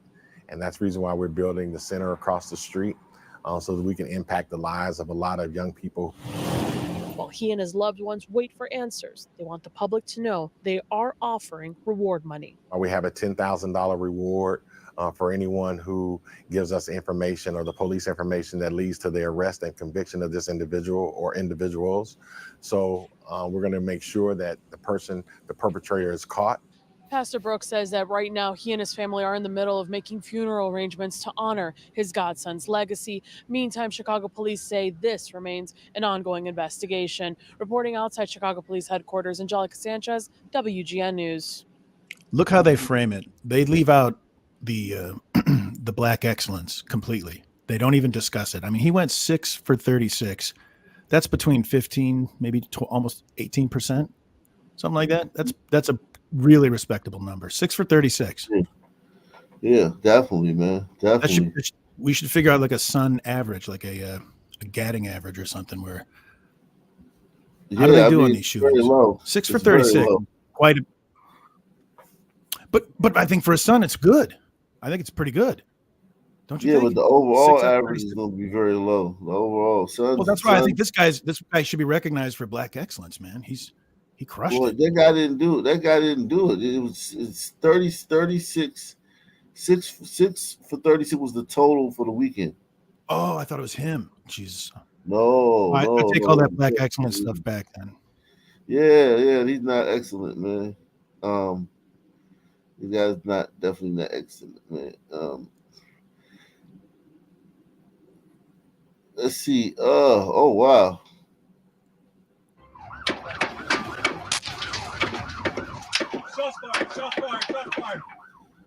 That's the sound of an officer in Inglewood taking fire from an AK-47 after he tried to pull over a vehicle. The suspects put a bullet through the windshield just inches away from the driver's seat. Police say those suspects caught last week were teenagers. It's part of a growing and disturbing trend that we're seeing across the metro area. In just the last 2 weeks, 6 teenagers have been arrested for firing on officers. And that's not all. Wow. The number of underage people charged with homicide. That's impressive, right? The AK? And no, in just one city, in one state, that many teenagers firing at cops. From the driver's seat, police say those suspects caught last week were teenagers. It's part of a growing and disturbing trend that we're seeing across the metro area. In just the last 2 weeks, 6 teenagers have been arrested for firing on officers. Wow, Denver, 6 teenagers. Possible any Venezuelans in any of all those, you think? Maybe are they there yet? Yeah. And that's not all. The number of underage people charged with homicide is up 124% over the past 3 years, according to the district attorney that handles cases in Arapahoe County. Now, your reporter in Aurora, Kelly Worthman, sat down with the DA and a division chief from Aurora Police for a look at why violent crime is on the rise among teens. During this encounter, over 20 rounds were fired at our officers. Watching body cam video of Aurora officers being shot at while responding to a report of a stolen car, Division Chief Mark Hildebrand is upset. That's appalling. It's disturbing. And frustrating, he says, as scenes like this are happening more often. We're seeing this so much, and any night on any call, they can be confronted with a situation just like they're telling us what they're seeing, but they're telling us what they're seeing, but they're not showing us what they're seeing, which is who. They're not showing us who. Here's my thing, though, because they're the minors. But here's my thing. This is a deviation from the norm. So I'm willing to bet that this is probably migrants because it's remember the migrants in New York told the cops that the gang told them to shoot at cops? Yep. Huh? Yeah. Yeah, the gangs tell them to shoot at the cops. It was the green light was put on cops. Yeah, so this is probably Because sons have been there committing crime for eons, and they haven't been shooting at cops at this clip. And so yeah, so I think this is migrants. On this night, on the other side of that gunfire, These clips allegedly hurt four Kamala, man. teenagers, 15 and 16 years old. Not And really. that, he says, is Not really. Though most Democrats are soulless. They don't have souls. Like they don't care about like these people like that are like victims of crime. Most There's some sort Democratic of- people, Go ahead. yeah, their allegiance is towards the criminal. They're thinking when they see this, if this is migrants, they're thinking about what can they do to get to make sure that the migrants don't have to resort to crime. I promise you, that's what they're thinking Oh, no, about if they're looking at this. I'm certain, you know, they're terrified of being racists. Yeah, They're going to ignore this problem they're too. thinking, what did we not give them that led them into this life of crime? There you go. is happening more often too. Teens getting their hands on guns in a variety of ways, then using them to commit violent crimes. What do you see as the root problem for why so many teenagers and youth in the metro area, but here in Aurora, are taking part in these violent crimes?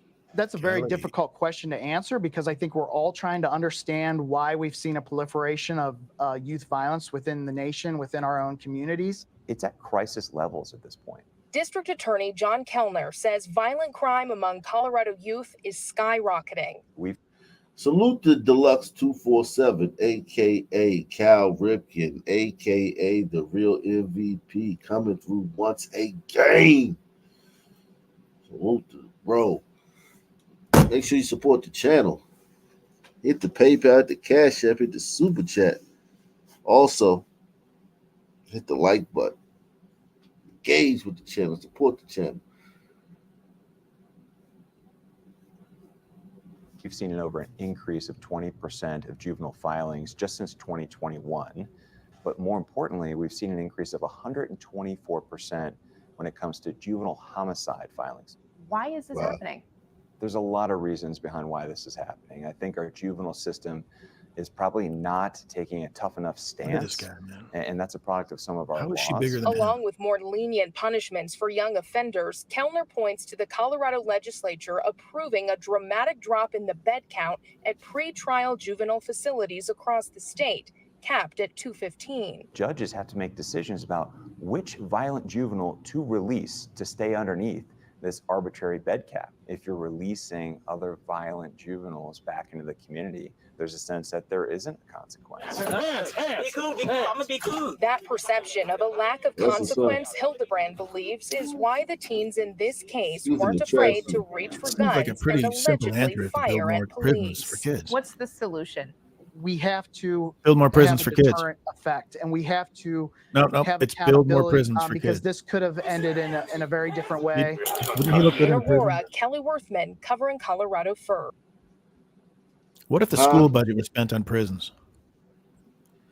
We could clean things This up. kid right here shot at cops and he didn't get killed or shot. He just got arrested. It's a miracle. We need to How is he still highlight alive? this. What's that? So we need to highlight these situations when sons act like complete belligerent apes and towards cops and nothing happens at all. You mean by belligerent ape, you mean like shooting at them? I mean, you know how sons act, like fucking antagonizing them, not following orders, all that shit.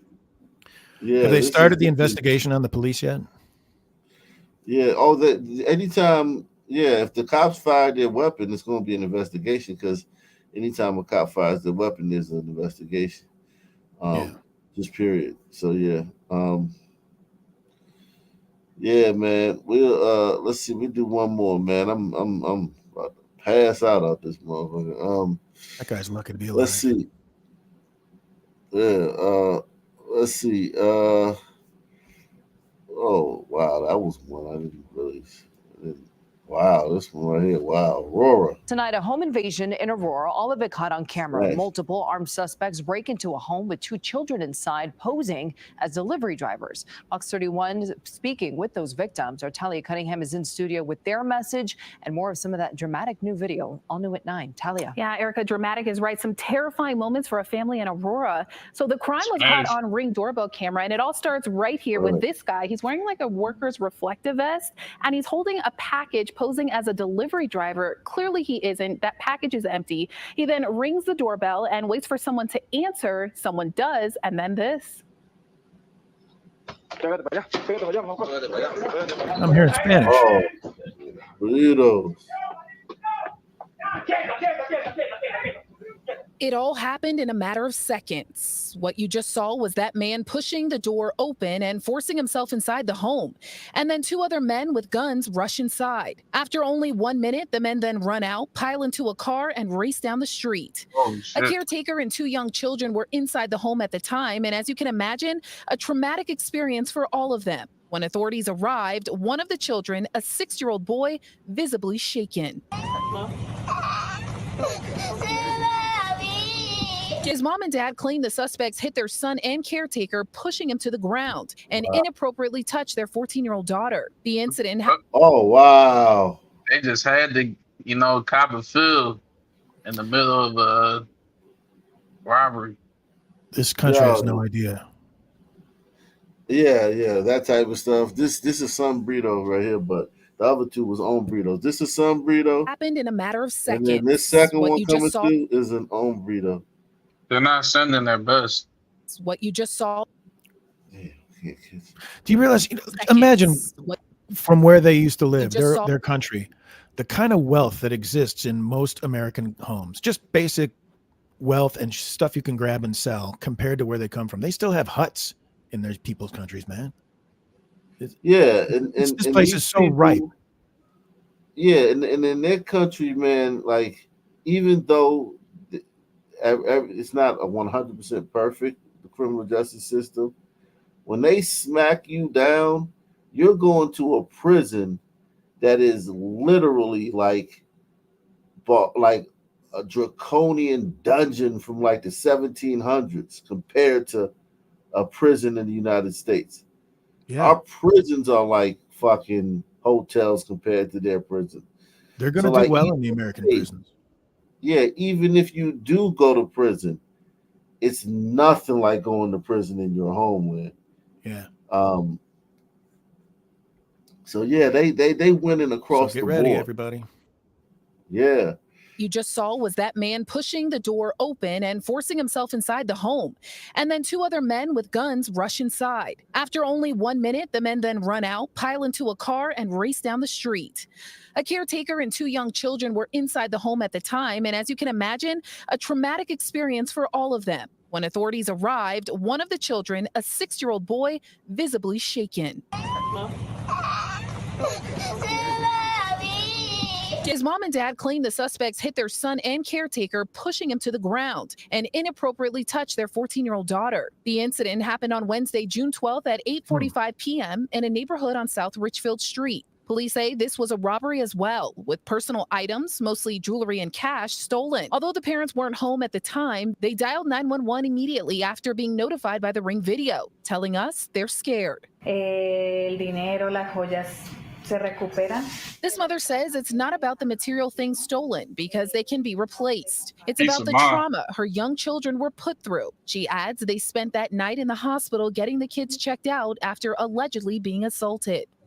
And tonight, Aurora police are investigating this crime and do believe that this family was targeted because they run a business out of their own home. That husband tells us he's a barber and cuts hair, believing this was a crime of opportunity. So take a look here. It may be hard to tell, but if you recognize any of these 3 men or know anything about this crime, you're asked to call Aurora police immediately. On burrito violence. Damn. Yeah, man. Salute, man. Great show, guys, man. Same black time. Same black channel. I'm out of here. Peace out. Night, folks.